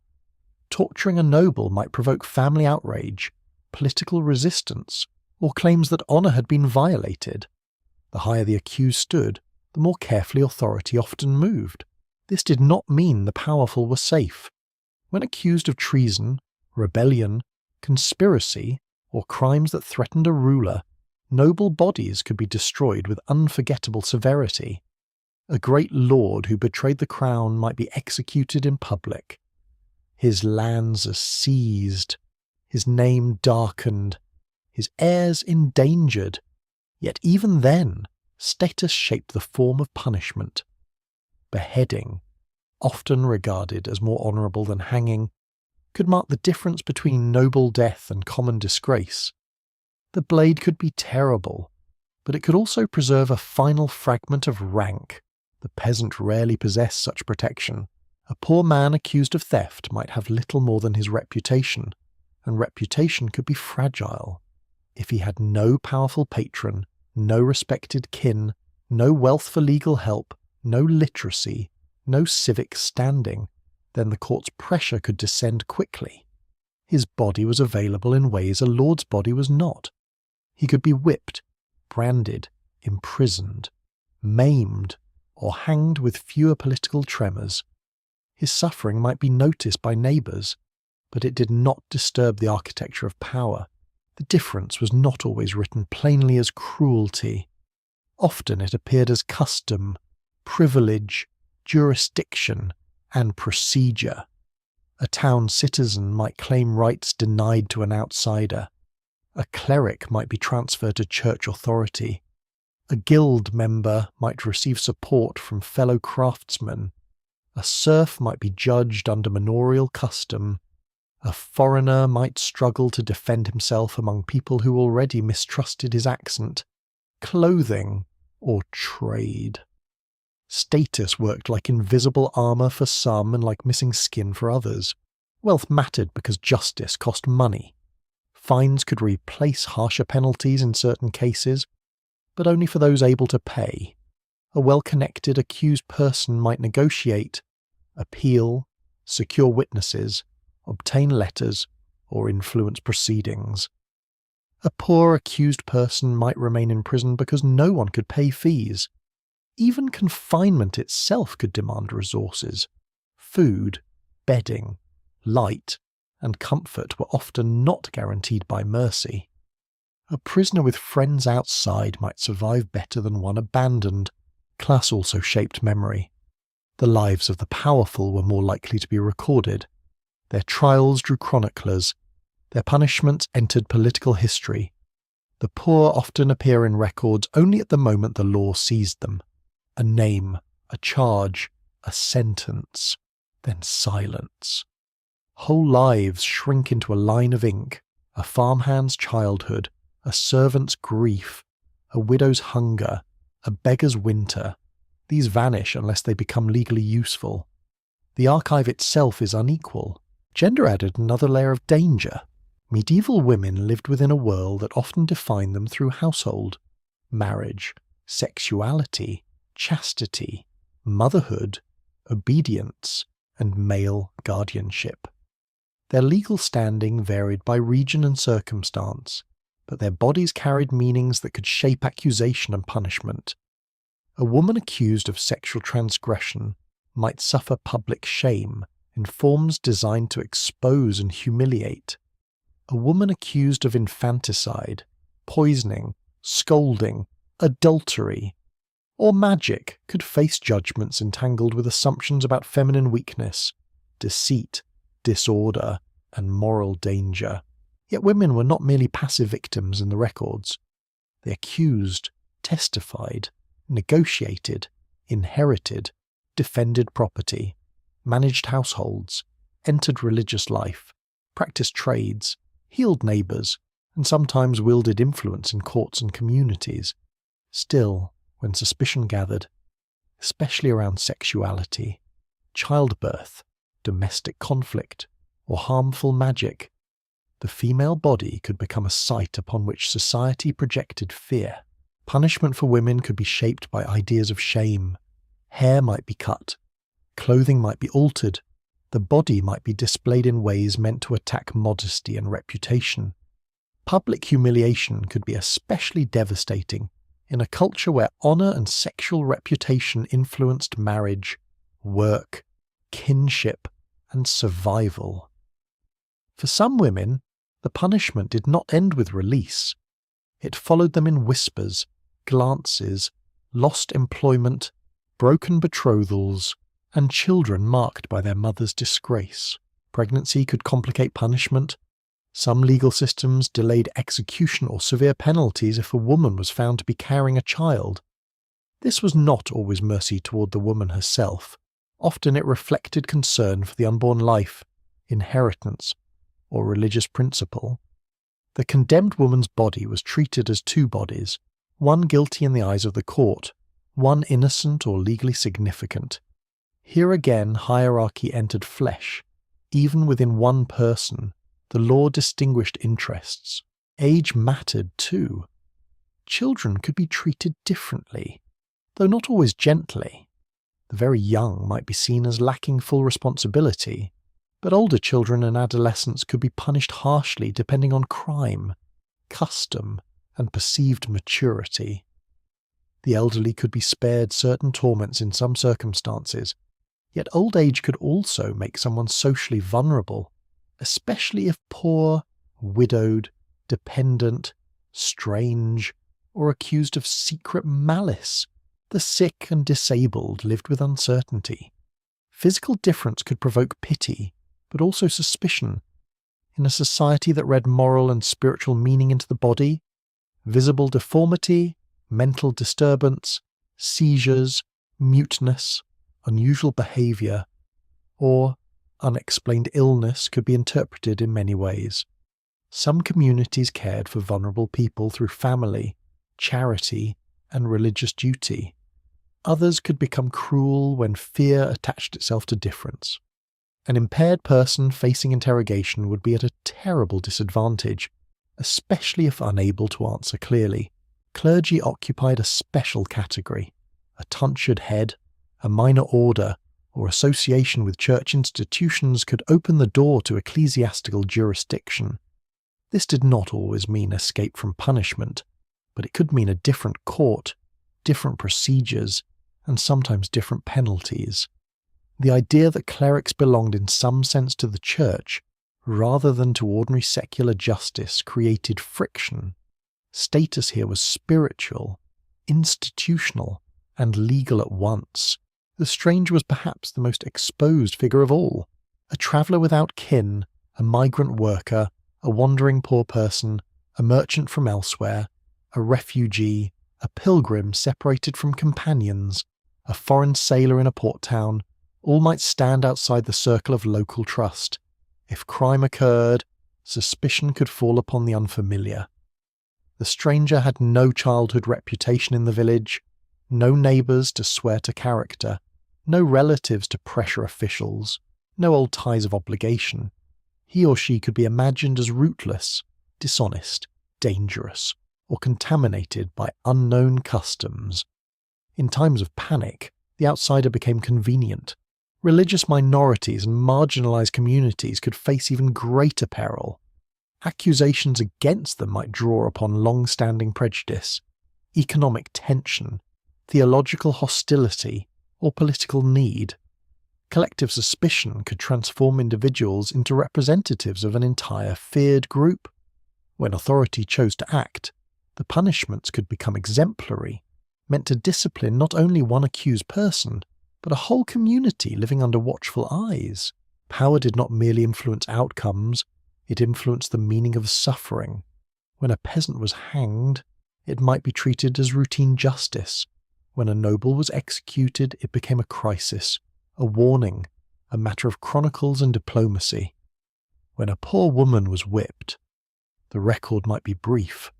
When a queen was accused, the realm might tremble. The pain of the body may have been equally real, but the world around that pain responded differently.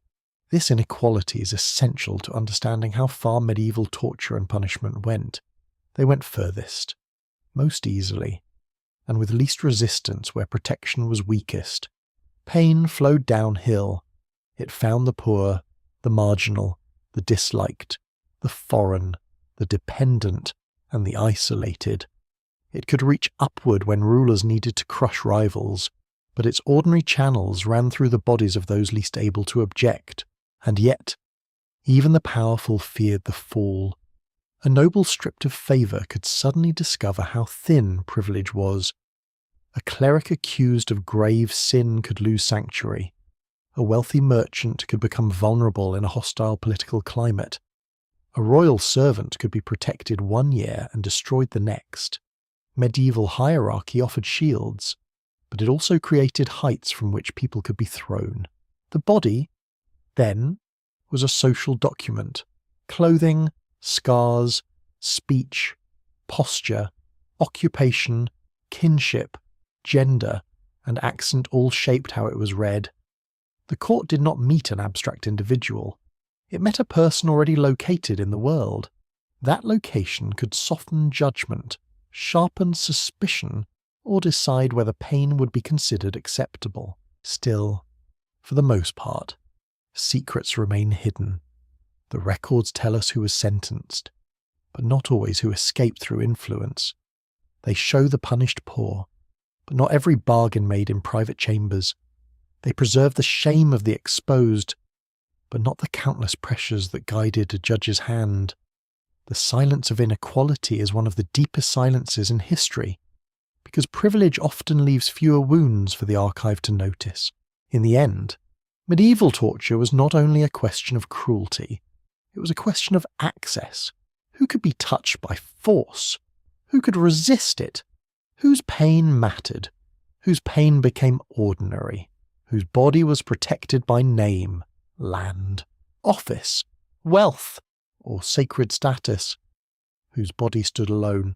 The answer lies not in one dungeon, but in the whole structure of medieval life. The chain did not fall randomly. It followed the shape of power. War changed the meaning of cruelty. In the ordered chamber of a court, violence wore the garments of procedure. On the road after a rebellion, in the ditch beneath a captured wall, in the smoke of a burned village, procedure could thin to a shadow. The rules didn't vanish entirely. Medieval warfare had customs, expectations, ransom practices, religious limits, truces, heralds, negotiations, and ideas of honourable conduct. Yet war placed human beings in conditions where fear, hunger, vengeance, exhaustion, and command could tear through restraint like wolves through a fence. A siege was one of the great engines of medieval suffering. From outside, it might look like patience. Lines of tents, watchfires, banners moving in the wind, men digging, building engines, guarding roads, cutting supply routes. From inside, it became a slow descent. Grain measured, wells watched, animals slaughtered, disease spreading in crowded lanes, children crying at night, the old growing weak, the enemy waiting beyond the walls like winter made human. Siege warfare turned an entire town into a captive body. When a besieged place surrendered early, terms could be negotiated, leaves might be spared, property might be protected, the garrison might march out under conditions, hostages might be given, money might change hands. But if a town resisted too long and was then taken by storm, punishment could become terrifying. Medieval commanders often believed that harsh treatment of one resisting city could frighten others into surrender. Cruelty became strategy. The suffering of one population was made into a message for the next gate. In such moments, torture and punishment merged with military theatre. Leaders of resistance might be hanged from walls. Traitors might be dragged through streets. Captured rebels might be mutilated or displayed. Bodies could be left where approaching travellers would see them. A destroyed gate, a burned quarter, a corpse at a crossroads, all became signs in a language of intimidation. The purpose was not only to defeat enemies, but to enter their imagination. Rebellion drew especially brutal responses because it challenged the moral structure of lordship. A robber threatened property, a rebel threatened obedience. To rise against a lord, king, bishop, or city authority was to question the chain of command that held society together. Even when rebellion came from hunger, taxation, broken promises, local oppression, or desperation, rulers often framed it as treasonous disorder.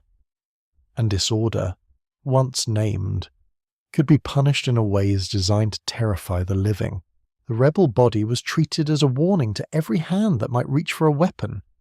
Hanging was common, but leaders could receive more spectacular deaths.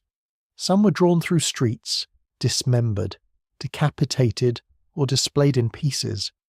The head had particular power. Placed above a gate or on a bridge, it stared without eyes across the movement of daily life. Everyone passing beneath was reminded that authority had a long memory. This was not cruelty without thought. It was cruelty with purpose. It told the peasant to return to the field, the townsman to his trade, the soldier to his oath, the noble to loyalty, the conspirator to silence. The body of the punished rebel became a political document, written in blood and height. Medieval armies also lived by plunder. Campaigns required food, animals, carts, money, and labour. Soldiers far from home could become predators upon the countryside. Villagers might face extortion, beating, rape, hostage-taking, burning, or the destruction of crops and mills. Some acts were authorised as part of war. Others were uncontrolled violence by men who knew that chaos covered many sins. For civilians, the difference between official requisition and armed robbery could feel very thin.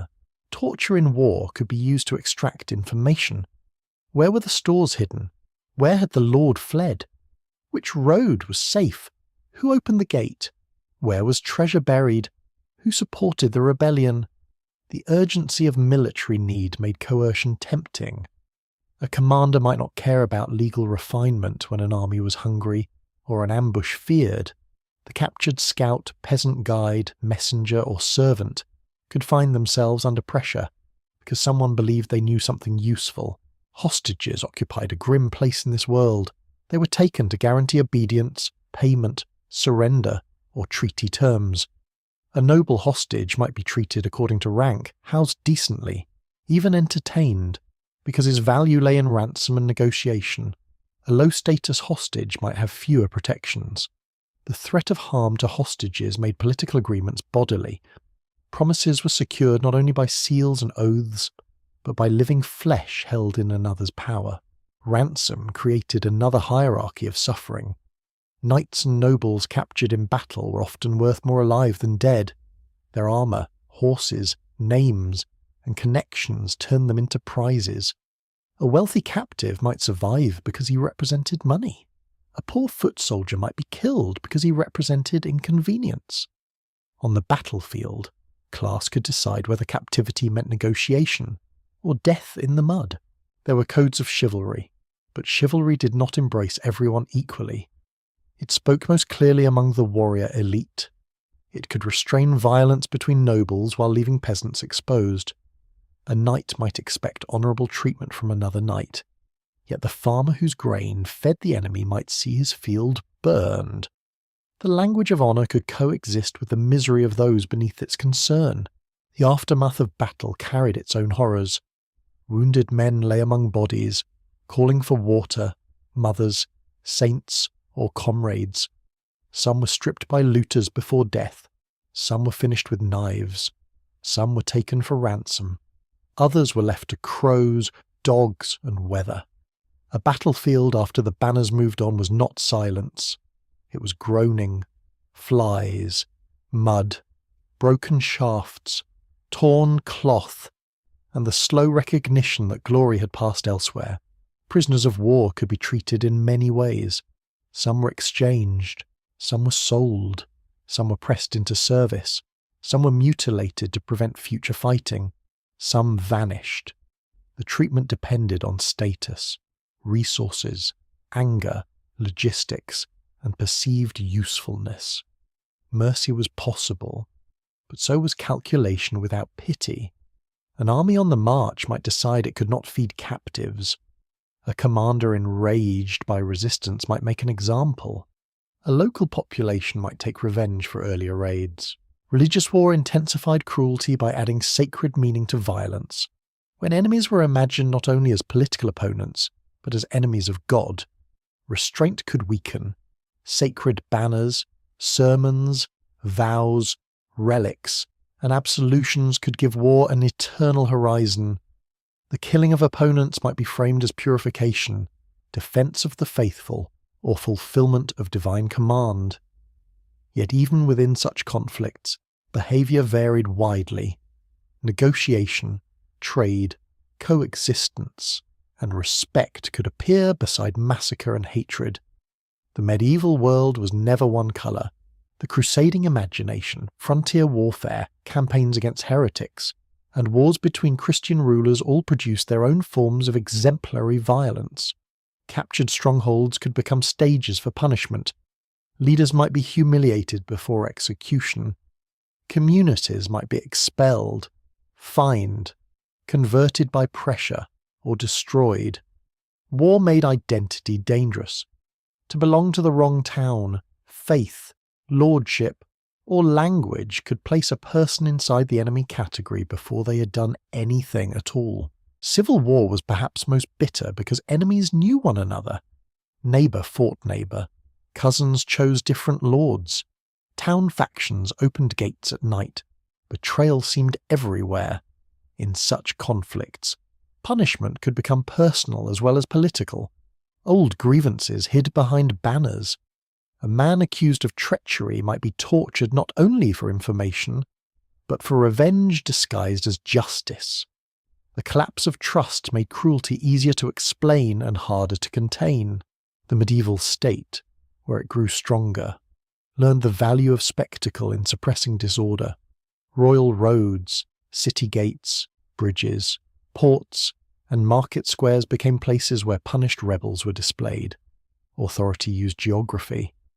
A head above a gate addressed everyone entering the town. A body at a crossroads spoke to travellers. A gallows on a hill became part of the landscape. The dead were recruited into government, but the terror was not only physical. Exemplary punishment aimed to occupy the mind. It wanted the farmer to remember the hanging before sheltering fugitives. It wanted the merchant to remember the severed head before lending money to rebels. It wanted the noble to imagine disgrace before joining a conspiracy. It wanted the city to calculate the cost of resistance. In this sense, cruelty travelled farther than armies. Rumour carried it. Still, rulers had to be careful. Excessive brutality could backfire. A massacre might frighten enemies, but it could also harden resistance. A cruel execution might deter rebellion, but it could also make a martyr. A ravaged countryside might feed vengeance for generations. Medieval authorities understood, sometimes imperfectly, that terror was a dangerous tool. It could enforce obedience, but it could also reveal desperation. It could silence a town or teach it hatred. The question of how far they went in war has no single answer, because war expanded possibility. Men who might never have entered a torture chamber in peace could commit atrocities under command, panic, or opportunity. Officials who spoke carefully in court could order savage reprisals after revolt. Communities that prayed for mercy could cheer the destruction of enemies. War loosened the joints of morality while claiming necessity. Imagine a captured rebel standing beneath a city gate. The crowd knows why he is there. Some remember the taxes that drove men to rise. Some remember the houses burned during the fighting. Some lost sons to the Lord's soldiers. Some fear the king's return. Officials want a lesson. The rebel's body will provide it. When the sentence is done, The gate will continue to open and close, carts will pass, children will look up, traders will enter, and authority will remain suspended above them in the form of death. This is the cruelty of war and rebellion. It does not merely punish the guilty. It organizes memory through fear. It teaches obedience in the language of broken bodies. It turns roads into warnings and walls into proclamations. It makes pain political. Still, for the most part, secrets remain hidden. Chronicles tell us of towns taken, rebels executed, armies victorious, kings avenged. They rarely tell us the name of the child who saw a head above the gate each morning. They rarely record the servant tortured for a hidden key he did not possess. They rarely preserve the last thoughts of a foot soldier killed because he had no ransom value. The grand narratives move onward, but the small sufferings remain beneath the mud. War showed how far medieval cruelty could go when fear of disorder became fear of collapse. In the court, pain sought confession. In war, pain sought submission. In rebellion, pain sought memory. And wherever authority felt itself threatened, the human body could become the parchment upon which victory wrote its warning. There was a boundary, even in the age of chains. It was not the boundary a modern mind might wish to find. It was not always merciful, not always consistent, not always strong enough to save the accused. Yet medieval societies did not treat torture as limitless in theory. The very existence of regulations, warnings, exemptions, approvals, and procedures tells us something important. Pain was feared not only by those who suffered it, but also by those who authorized it. Officials knew that torment was dangerous. They knew bodies could fail. They knew confessions could become unreliable. They knew excessive cruelty could stain the court that used it. The question is not whether limits existed, the question is whether they held. In many legal traditions, torture was supposed to be used only when suspicion had already reached a serious level. It was not meant to replace evidence entirely. It was supposed to confirm what other signs had already suggested.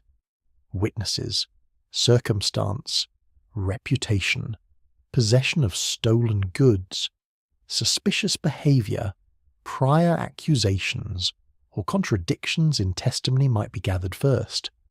Only then could the court consider bodily coercion. This principle reveals an uneasy awareness that torture alone could not be trusted to discover truth from nothing, but procedures are only as strong as the people who enforce them. A judge convinced of guilt might see every hesitation as evidence. A clerk might record the official sequence while omitting the pressure that shaped it. A local authority might treat rumour as serious suspicion. A frightened community might demand action before proof had ripened. Rules could become rituals of permission rather than barriers. The parchment might say restraint, while the chamber practiced urgency. Some legal systems required higher authorization before torture could be applied. A local court might need approval from a superior authority, a prince, a council, a magistrate, or a learned legal advisor. This created distance between accusation and torment. It could slow the process. It could prevent impulsive cruelty. It could also create a paper trail that made violence appear more legitimate. Permission does not always restrain power. Sometimes it cleans power's hands. There were also attempts to limit duration and severity. Torture might be ordered for a certain session rather than indefinitely. There might be warnings against permanent injury or death during interrogation, especially if the accused had not yet been sentenced. Such rules were not born from modern human rights, but from practical and legal concerns. A dead suspect could not stand trial. Confess properly, name accomplices, or receive a formal sentence. The court wanted control, not chaos. It wanted useful pain. This is the disturbing language of limitation. The body was to be harmed, but not wasted, broken, but not prematurely destroyed, terrified, but not rendered legally useless. The limit did not necessarily protect dignity, it protected procedure. In some places, confessions made under torture had to be repeated freely afterward. The accused might be returned to the court, away from the immediate instrument, and asked to confirm what had been said.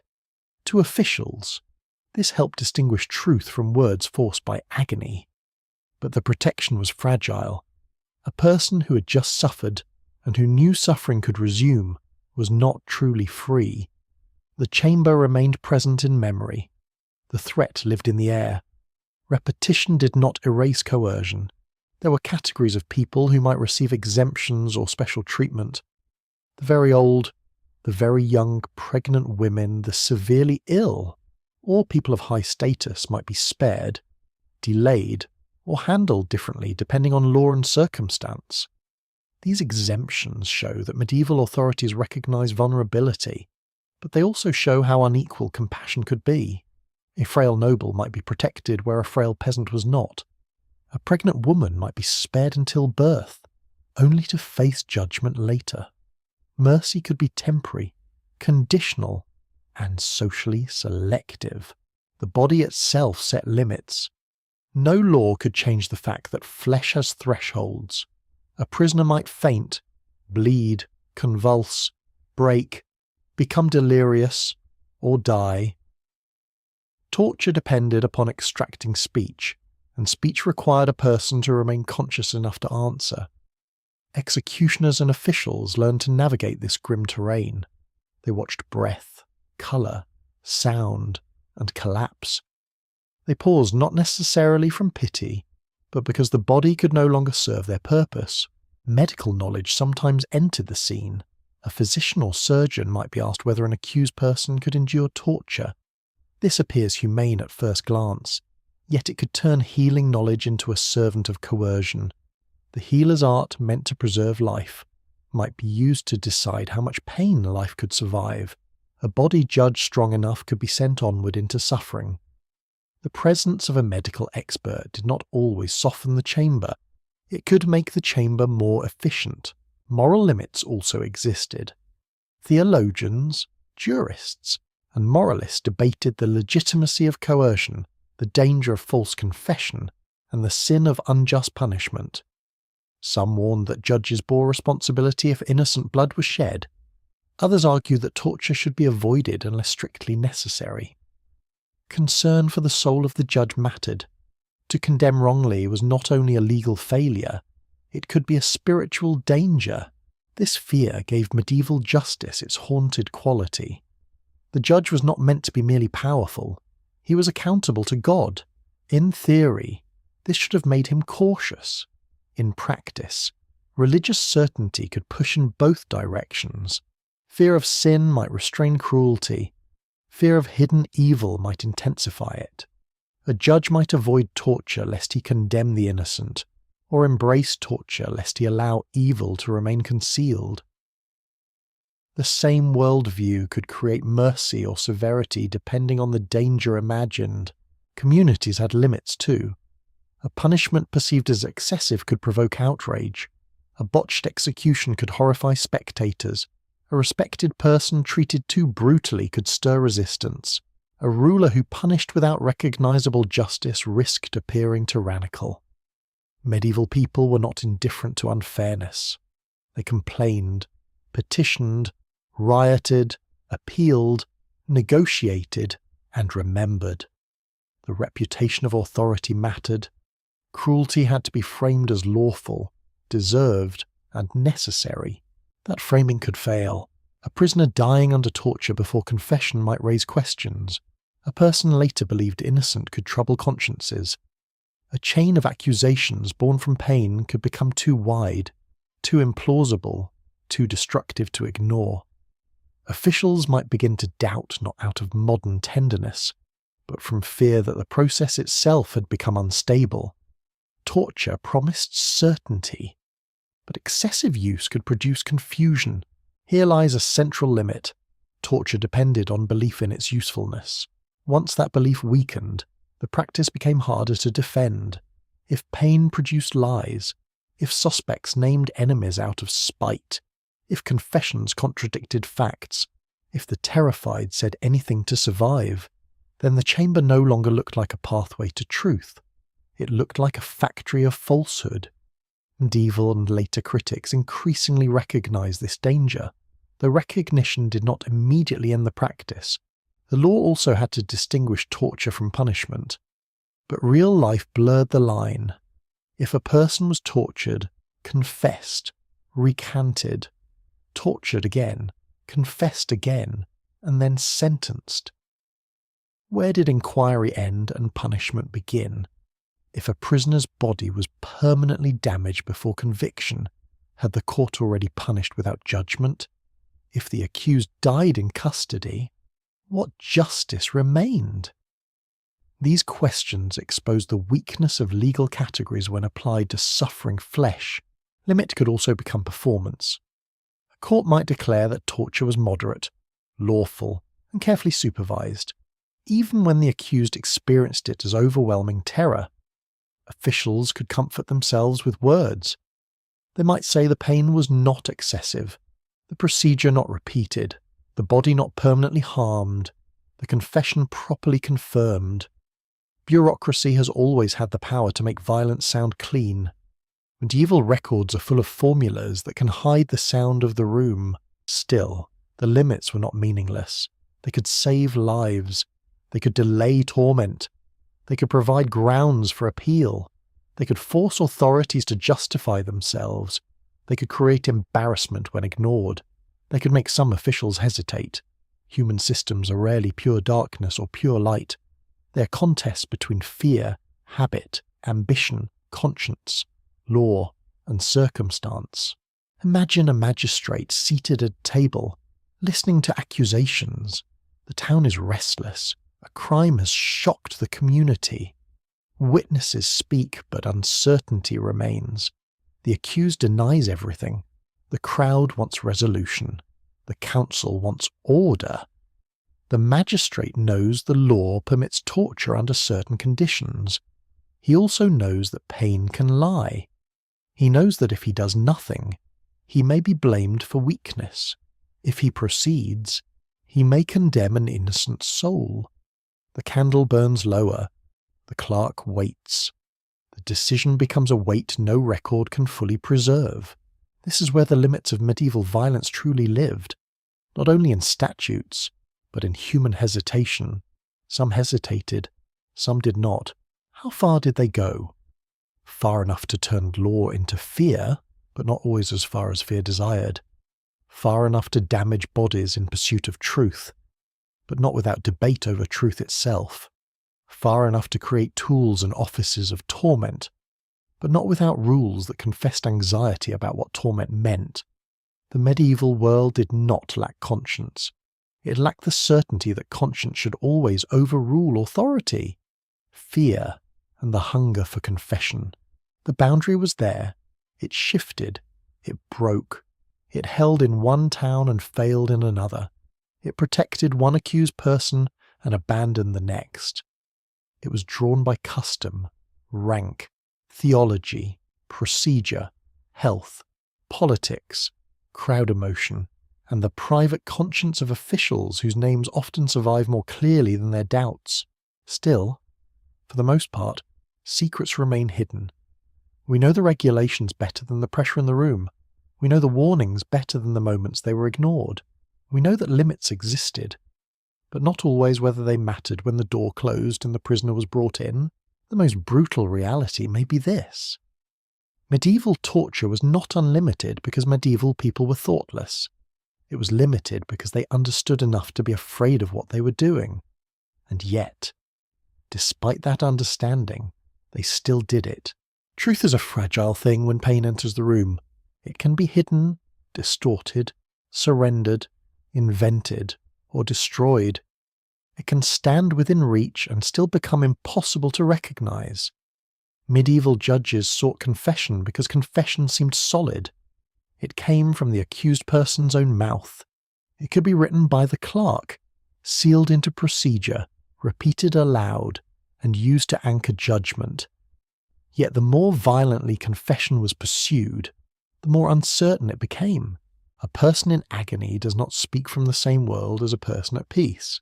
Under torture, the mind narrows, the body becomes the horizon, and time breaks apart. The next breath, the next question, the next touch of iron, the next tightening of rope. These become more real than memory, morality, loyalty, or truth. The accused may no longer ask, "What happened?" They may ask only, "What answer will make this stop?" That question ruins everything. If officials ask whether a man stole silver from a church, Payne may push him toward yes whether he stole it or not. If they ask where the silver is hidden, he may invent a place. If they ask who helped him, he may name an enemy, a stranger, a neighbor already disliked, or the first person whose name rises through panic. If they ask whether he met others at night, he may agree. If they ask whether forbidden words were spoken, he may repeat whatever words have been suggested. The interrogation becomes a path with walls. The prisoner follows it because every other path hurts. False confession was not a mystery beyond medieval understanding. It was an observable danger. A tortured person might confess, then withdraw the confession once safe from the immediate pain. Someone might admit to a crime, then prove unable to provide details that matched reality. Accused people might name accomplices who could not possibly have been present. A confession might solve one problem for the court while creating 5 more. Pain generated speech, but speech required interpretation, and interpretation was shaped by expectation. The most dangerous interrogations were those built around a story already believed by the authorities. When the court had a theory, questions could become traps. Did you enter the house by the rear door? Did you use a knife? Did your brother wait outside? Did you swear an oath? Did you meet by the old tree? Each question planted images in the mind of the accused. Under ordinary questioning, suggestion is already powerful. Under torture, suggestion can become command. The accused learns the shape of the desired confession. They hear which answers anger the officials and which answers produce a pause. They notice when the clerk begins writing more quickly. They discover that denial may bring renewed suffering, while agreement may bring temporary relief. The confession becomes a collaboration between terror and authority. Although only one side holds the rope, this was especially destructive when interrogators sought networks. A solitary confession could condemn one person. A confession naming accomplices could condemn many. Once Payne produced names, those names became new cases. Each new person, placed under pressure, might name others in turn. The process could expand like a dark harvest. Officials believed they were uncovering hidden crime, conspiracy, or corruption. Sometimes they were watching torture multiply its own evidence. In such moments, the archive can become treacherous. Page after page may appear to confirm the existence of a vast plot because many people confess to similar things. Yet similarity may not prove truth. It may prove that the same questions were asked. The same fears were shared. The same officials shaped the same answers, and the same pain drove people toward the same pattern of speech. The record can look orderly because suffering has been organized. There were practical failures too. A confession extracted by Payne could send searchers to empty fields, dry wells, abandoned sheds, or imaginary hiding places. It could implicate someone already dead, absent, imprisoned elsewhere, or demonstrably innocent. It could produce stories that satisfied theology but contradicted physical possibility. Sometimes the machinery of suspicion became so crowded with impossible claims that even authorities began to step back. But stepping back did not always save those already caught. A false confession could not easily be undone. Once spoken, it changed the accused person's position. Even if withdrawn, it left a stain. Officials might see recantation as renewed deception. Neighbours might remember only the terrible admission, not the circumstances that produced it. A court might prefer the first confession because it completed the case. To confess under pain was to open a door that might never close again. The fear of recantation explains why some systems required confession to be repeated away from the instruments. Yet the memory of torture followed the accused into that second room. The prisoner knew what could happen if the words were withdrawn. The body remembered. A swollen hand, torn shoulder, burned skin, bruised ribs, or merely the sight of the executioner standing nearby could make the second confession no freer than the first. The absence of immediate pain is not the same as liberty. Witnesses could be corrupted by fear in similar ways. A person threatened with suspicion might testify against another to escape danger. A prisoner hoping for mercy might provide useful names. A servant might accuse a master. A debtor might accuse a creditor. An enemy might discover that the court's hunger for information could serve private revenge. When torture hovered near a legal process, the whole community could begin speaking differently. Words became defensive weapons. The innocent had a terrible disadvantage. They could not provide true details of a crime they did not commit, so they might appear evasive. When pressed for information, they had nothing solid to give. The guilty, by contrast, might know enough to craft a plausible confession or bargaining position. Torture did not reliably separate the innocent from the guilty. It often separated the strong from the weak, the protected from the abandoned, the stubborn from the broken, the lucky from the doomed. Endurance itself could be misread. A person who resisted pain might be seen as innocent by some, but as hardened by others. In religious or witchcraft cases, endurance could even be interpreted as unnatural aid from evil forces. Collapse might prove guilt. Resistance might prove guilt. Confession proved guilt. Silence suggested guilt. This is how torture can destroy the logic of proof. Every outcome feeds the accusation. The judge's desire for certainty became part of the problem. A difficult case creates anxiety. Officials want closure. Communities want danger named. Rulers want disorder controlled. Victims want answers. Torture offers the illusion of movement. It turns uncertainty into action. The court is no longer waiting. It is doing something. Questions are asked. Answers are recorded. Names emerge. The process feels productive, even when it is poisoning the well from which truth must be drawn. There is a deeper moral failure here. Torture treats the body as an obstacle to the truth inside the person. It assumes that pain can break the shell and reveal the core. Yet human beings are not sealed jars with truth preserved within them unchanged. Memory is fragile. Fear reshapes speech. Shame alters confession. Loyalty conflicts with survival. Suggestion enters imagination. Exhaustion blurs the line between what happened, what was dreamed, what was heard, and what must be said. A tortured confession may contain truth. That is part of the difficulty. A guilty person may confess accurately under pain. A hidden object may be found. An accomplice may be named correctly. This occasional success helped sustain the practice. Authorities could point to cases where torture seemed to work. They could say the method was dangerous but necessary. They could treat failures as misuse rather than proof of corruption.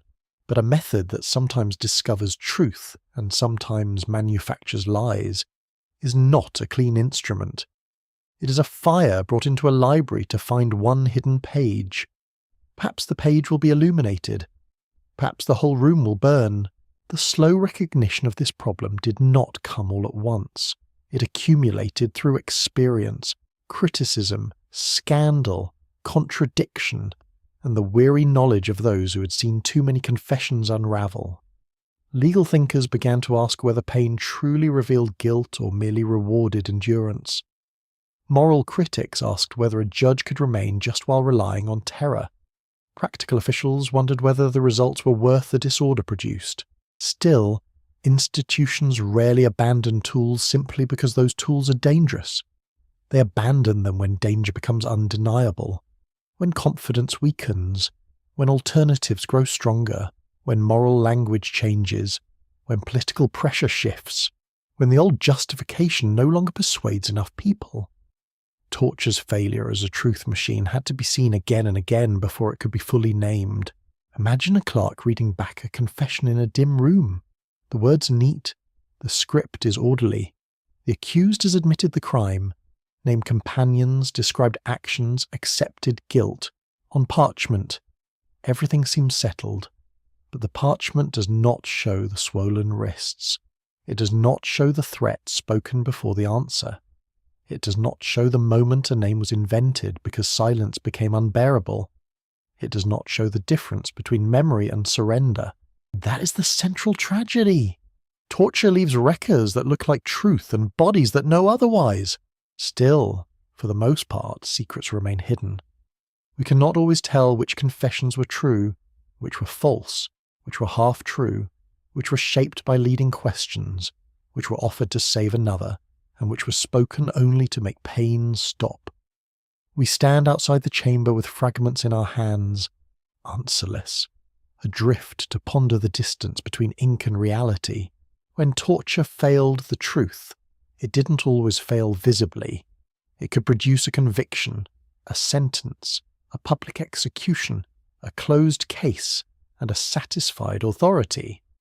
The failure lived elsewhere, in the innocent condemned, in the guilty misunderstood, in the accomplice invented, in the community misled, in the judge who believed he had uncovered certainty when he had only listened to suffering speak. And this may be the darkest answer to how far they went. They went far enough not only to break bodies, but to break the very thing they claimed to seek. Doubt did not arrive like dawn.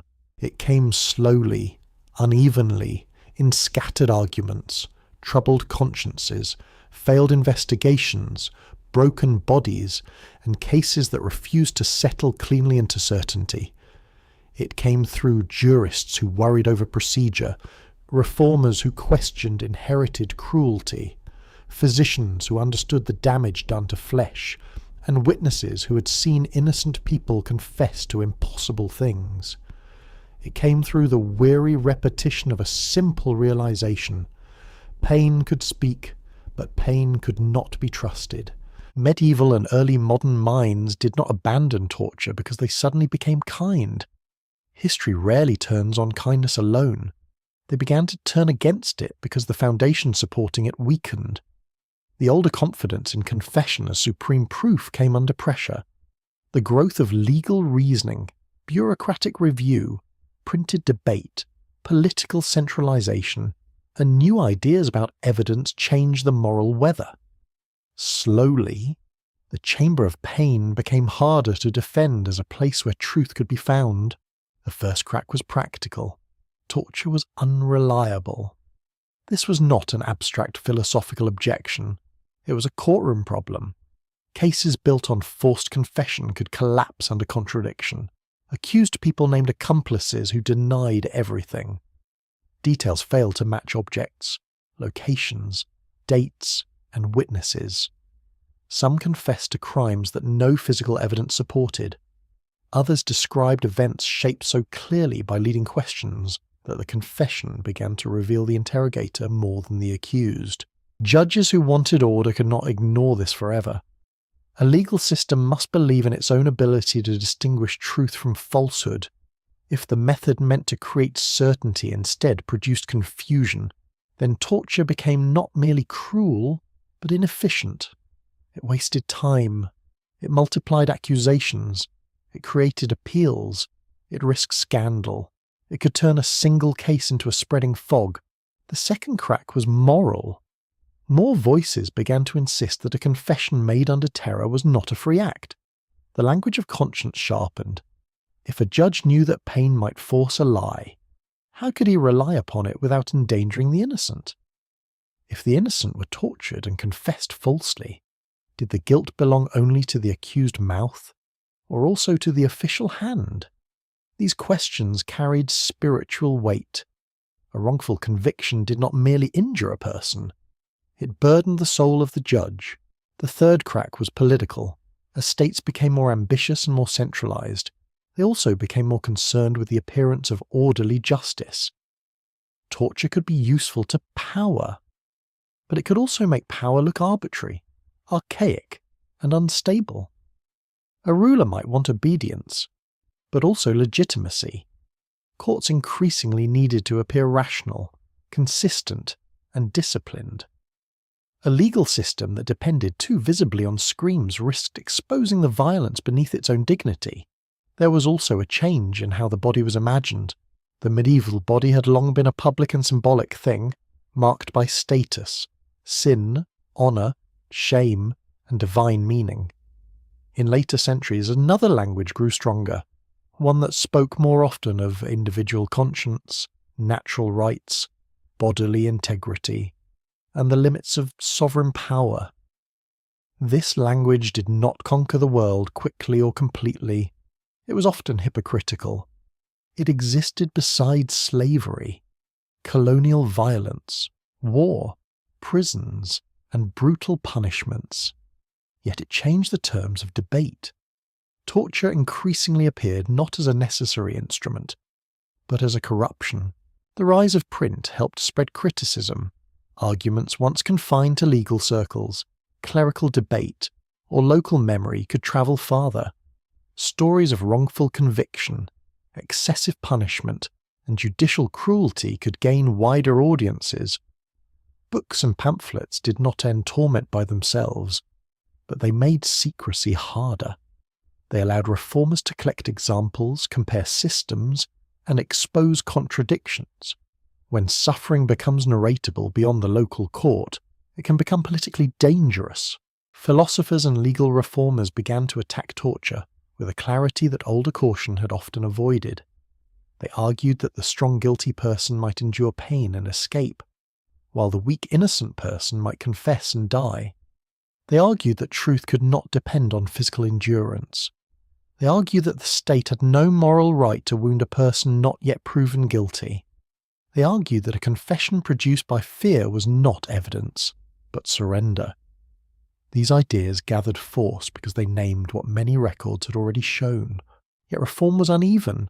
Some jurisdictions limited torture before abolishing it. Others restricted its use to exceptional crimes. Some required higher approval, stronger evidence, or stricter documentation. Some officials quietly avoided it even when law permitted it. Others defended it stubbornly, especially in cases involving treason, conspiracy, or crimes believed to threaten the entire community. Torture survived longest where fear remained strongest. This is a pattern repeated across history.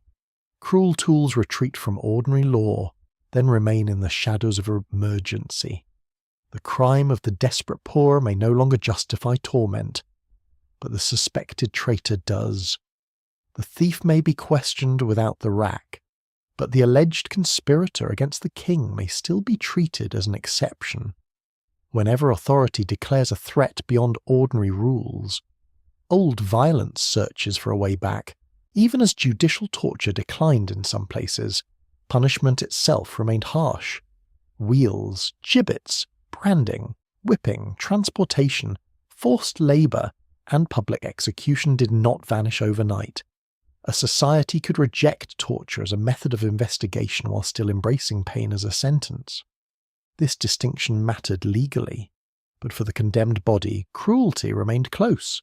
The reform of interrogation was not the birth of a gentle world. It was a shift in where sanctioned suffering was allowed to stand. The prison also changed the landscape. As imprisonment became more central to punishment, the spectacle of pain moved inward. Confinement promised order, discipline, correction, and administrative control. Yet prisons brought their own suffering. Overcrowding, disease, isolation, hunger, labour, and psychological collapse became part of the machinery of justice.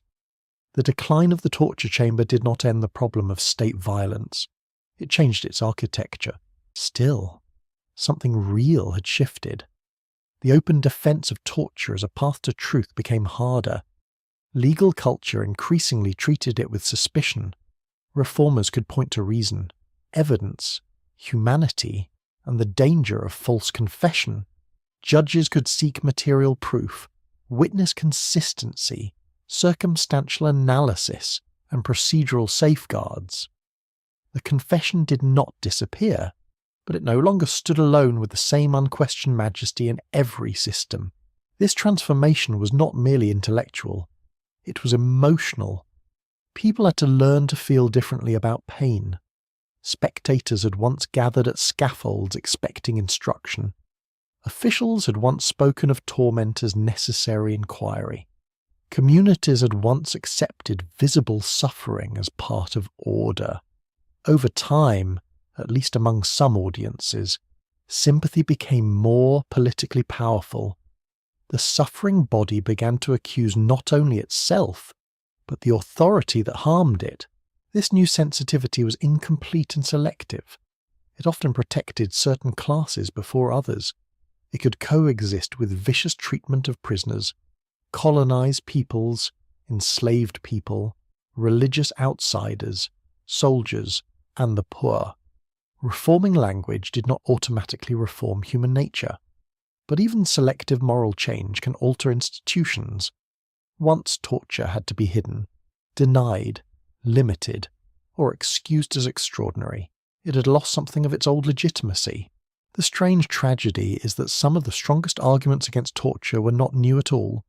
The danger of false confession had been understood for centuries. The vulnerability of the weak was visible to anyone willing to look. The moral burden on the judge had long been present. What changed was not that the problem became knowable. It had always been knowable. What changed was the willingness of enough powerful people to let that knowledge matter. Imagine an old court chamber late in the life of the practice. The instruments are still there, but used less often. The judge has read arguments against them. The clerk knows cases have been overturned. The accused denies the charge. Evidence is incomplete. A generation earlier, pain might have followed swiftly. Now hesitation lengthens. The court searches for another way, not from pure mercy, perhaps, but from doubt. And doubt, in the history of cruelty, can be a doorway. The changing mind of justice did not cleanse the past. It did not restore the innocent. It did not unbreak the bodies. It did not call back those who confessed falsely, named others in terror, or died beneath lawful hands. Reform came late for the dead. It always does. Still, the movement away from torture matters because it reveals that societies can learn from their own darkness, however slowly. They can inherit a practice, defend it, regulate it, fear it, question it, and finally condemn it. The road is not straight. It bends, retreats, and repeats old mistakes under new names. But the argument once spoken cannot be entirely buried. Pain is not proof. Fear is not truth. A broken person is not a reliable witness against themselves. Still, for the most part, secrets remain hidden. We don't know how many judges privately doubted before they acted. We do not know how many prisoners were spared because one official hesitated. We do not know how many reforms began not in grand philosophy, but in a single remembered scream that would not leave a human conscience in peace. The darkening world did not become bright all at once. It became uneasy. It began to look at the chamber and ask what kind of truth required such tools. That question, once asked seriously, changed the long road of law. The end of medieval torture was not truly an end. It is comforting to imagine history as a locked door. Behind it, the dungeon, the rack, the wheel, the branding iron, the scaffold, the public cry of the condemned. In front of it, the modern world, cleaner, wiser, governed by reason, ashamed of cruelty, certain that such things belong only to darker ancestors.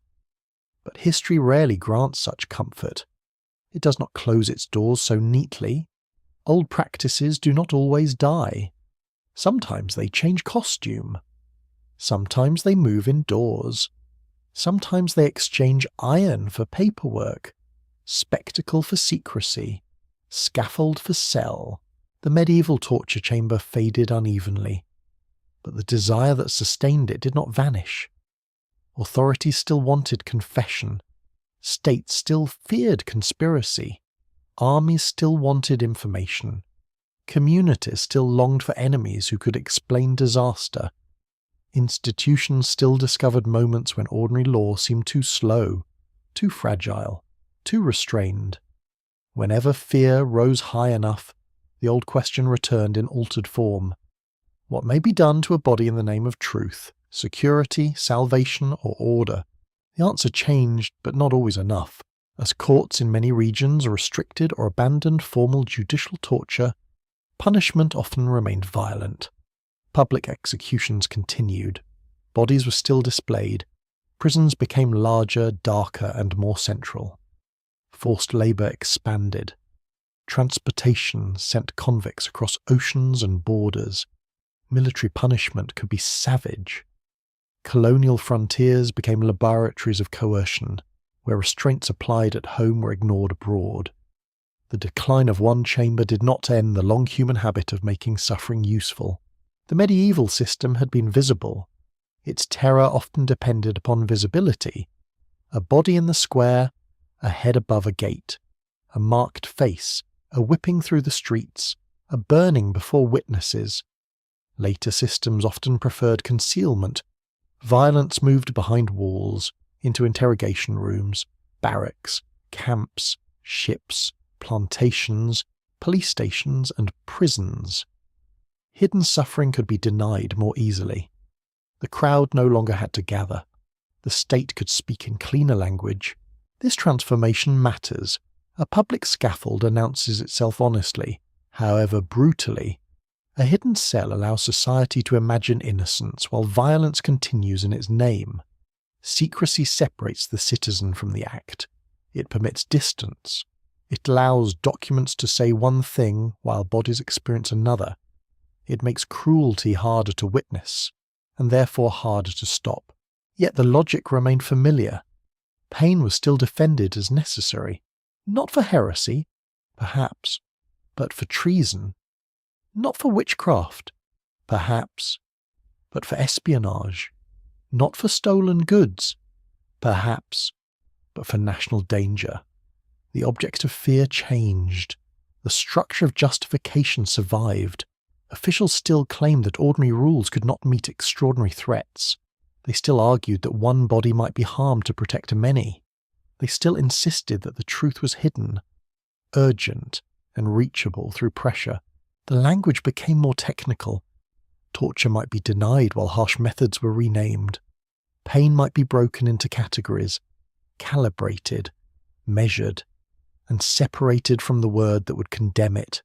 Sleep deprivation, stress positions, isolation, humiliation, exposure, threats, sensory assault, and controlled fear could be described in terms that sounded administrative rather than medieval. Iron disappeared, but the body remained the target. This is not to say that nothing improved.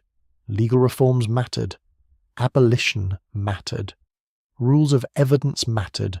Public revulsion mattered. The rejection of judicial torture as a normal tool of courts marked a real moral achievement. Many people struggled, wrote, argued, protested, and suffered to make that rejection possible. The fact that torture must often be hidden, denied, or excused tells us that its public legitimacy has been wounded.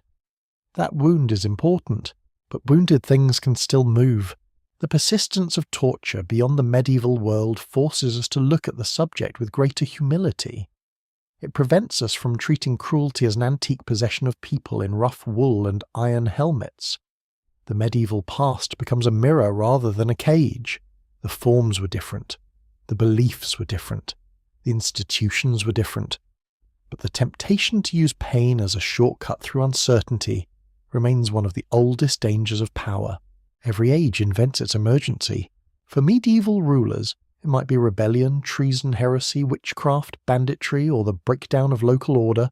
For later states, it might be revolution, terrorism, espionage, invasion, insurgency, ideological subversion, or crime imagined as war. The names shift, but the emotional mechanism is recognizable.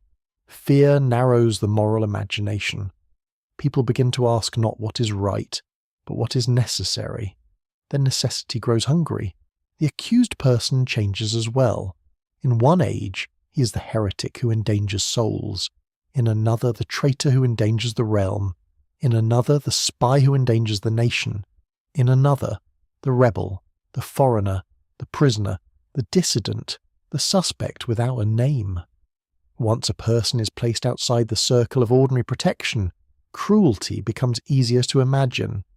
The first act of torture is often not physical. It is the removal of the victim from the community of those whose pain must be fully recognised. Medieval punishment teaches this clearly. The condemned body was displayed as other, polluted, criminal, dangerous, spiritually diseased, socially broken. Later systems continue to create categories of exception. The enemy does not deserve ordinary treatment. The suspect knows more than he says. The prisoner is less than trustworthy. The outsider threatens all. Such categories prepare the ground. The instrument arrives later. There is another continuity, the problem of confession. Even when modern systems claim to value evidence over admission, confession retains deep psychological power. People believe what someone says against themselves, especially when authority presents it as voluntary. This power made medieval confession precious, and it remains powerful in later law and public opinion. Yet coercion, fear, exhaustion, confusion, and manipulation can still produce false admission. The old lesson survives because the old danger survives. A mouth can betray its owner under pressure. Public spectacle also survived in altered forms. The scaffold may vanish, but disgrace can still be staged. Newspapers, rumours, official announcements, prison photographs, court performances, and public narratives can turn accused people into symbols before truth is settled. The medieval crowd gathered in a square. Later crowds gather through print, broadcast, and screens. The hunger to witness downfall has not vanished. It has multiplied its stages. The executioner Sausage too has changed form but not disappeared. He may no longer be the shunned man beside the town wall, carrying rope and blade beneath hostile eyes. He may be a uniformed officer, a prison worker, an interrogator, a technician, a bureaucrat, a person following procedure in a system that divides responsibility so finely that no one feels entirely guilty. The old executioner was visible and despised.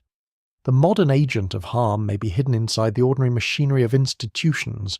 This division of responsibility is one of the most enduring legacies of lawful violence.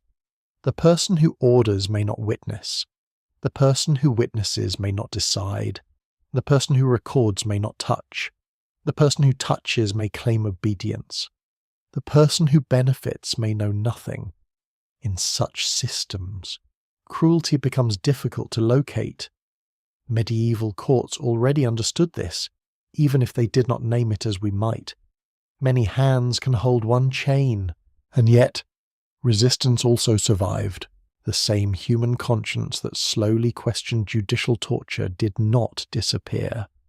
Voices continued to insist that pain corrupts truth, that secret violence corrupts law, that emergency must not swallow humanity, that the body of the accused still belongs to a moral universe.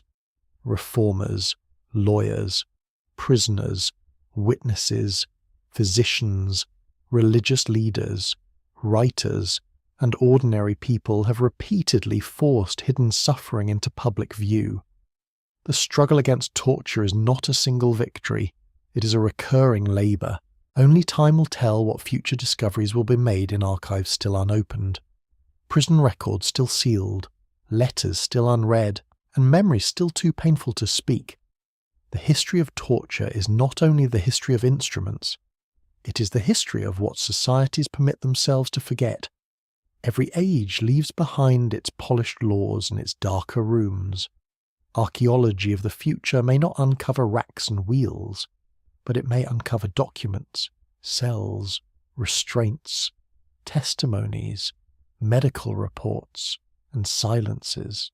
The medieval world gives us the older vocabulary: rope, rack, fire, wheel, scaffold, confession, heresy, rebellion, shame. Later worlds add their own: security, interrogation, emergency, intelligence, discipline, correction, detention. Different words, sometimes different practices, but often the same abyss beneath them. The belief that a suffering body can solve a problem for power. This is why the end was not an end, it was a transformation. The chamber became less public, the language became less honest, the justification became more secular, the instruments became less theatrical. But the moral question remained almost unchanged. How far may authority go when it is afraid? How much suffering may be hidden behind necessity? How many names may be erased before order itself becomes a kind of violence? Still, for the most part, secrets remain hidden. The vanished prisoner, the unsigned order, the sealed report, the quiet transfer, the denied wound, the confession written in clean language after unclean methods, these belong to the same long road as the dungeon and the scaffold. Not because nothing has changed, but because change is never guaranteed to hold. The medieval past is not a foreign country sealed behind stone. It is a warning carried forward. It tells us that cruelty is rarely defended as cruelty. It is defended as justice, truth, safety, salvation, discipline, or necessity. It tells us that the tools matter, but the permission matters more. It tells us that the most dangerous chamber is not built of stone, but of excuses. And if there is any lesson left beneath the old iron, it is this. The end of torture begins every time a society refuses to let fear decide who counts as human. There is a silence beneath every old city. It lies below the churches and the market stones, below the castle foundations, below the lanes where carts once creaked and bells once called the living to prayer. It is not the silence of emptiness. It is the silence of those who are made to suffer, whose names entered records only when fear, law, or power required them.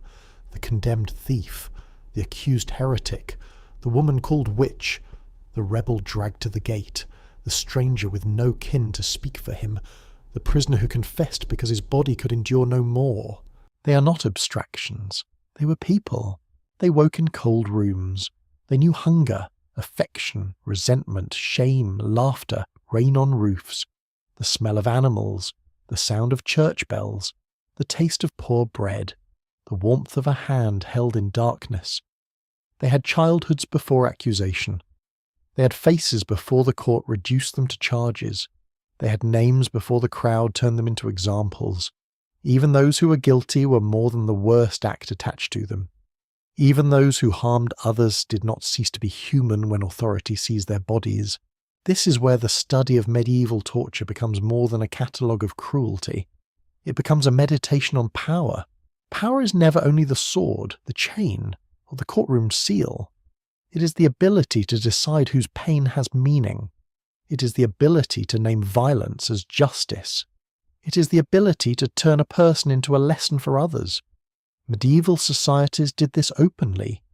They built scaffolds in public squares, marked bodies, displayed heads, recorded confessions, and expected memory to serve order.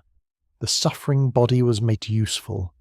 That usefulness is the ancient temptation. Yet the people of the Middle Ages were not creatures from another species of darkness.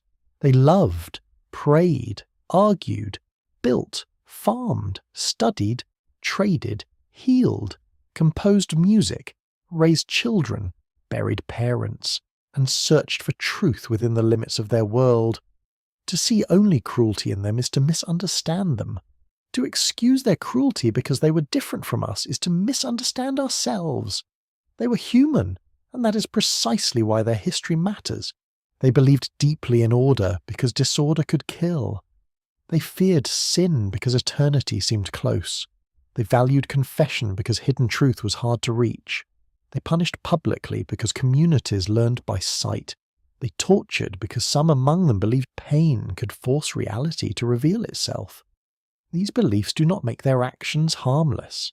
They make them intelligible. And what is intelligible can be studied. What can be studied can become warning. The old instruments now sit in museums, when they survive at all.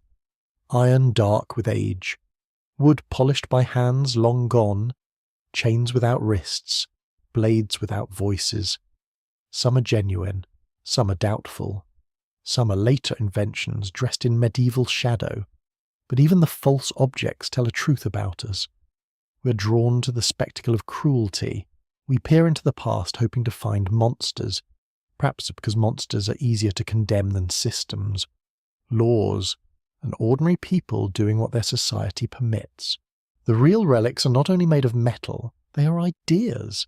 The idea that pain can purify, the idea that fear can reveal truth, the idea that public shame restores order, the idea that some bodies are worth less because of class, gender, faith, poverty, foreignness, or disgrace, the idea that emergency suspends mercy, the idea that cruelty, if properly named, is no longer cruelty.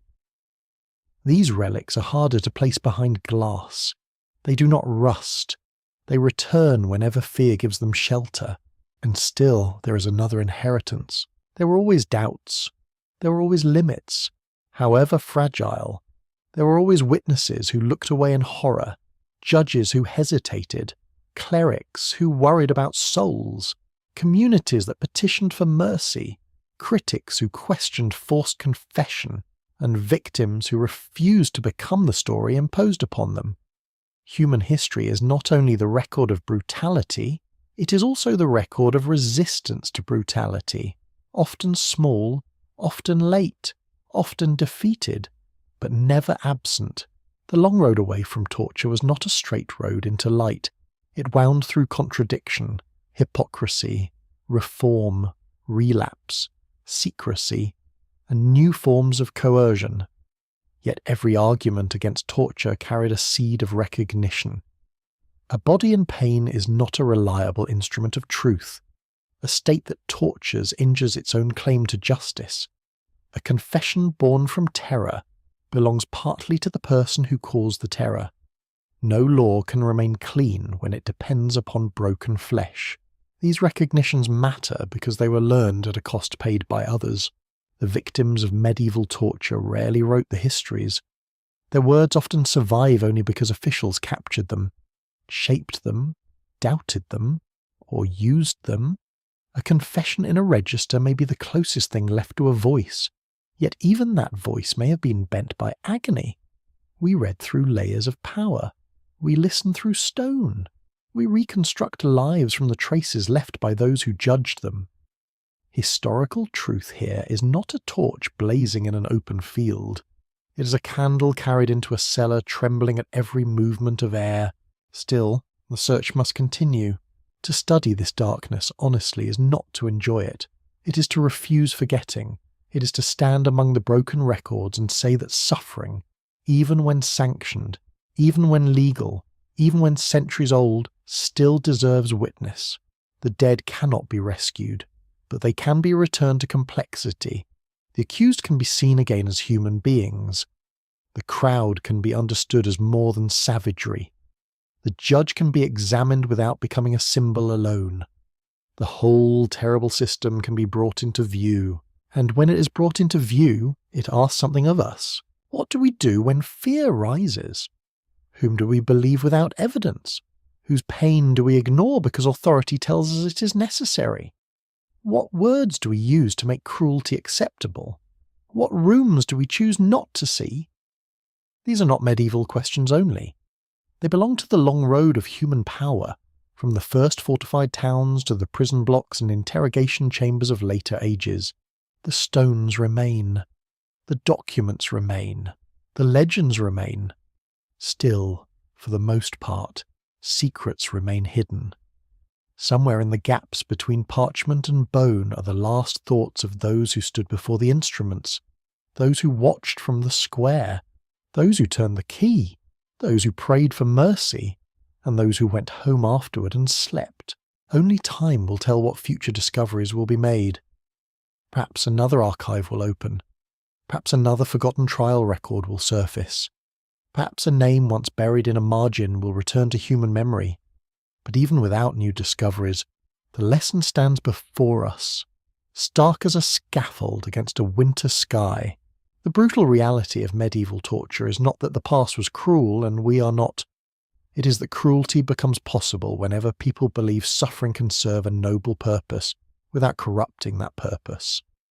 The Middle Ages show us how far they went. They also show us how easily law, faith, fear, and obedience can travel together into the dark. And somewhere beneath the old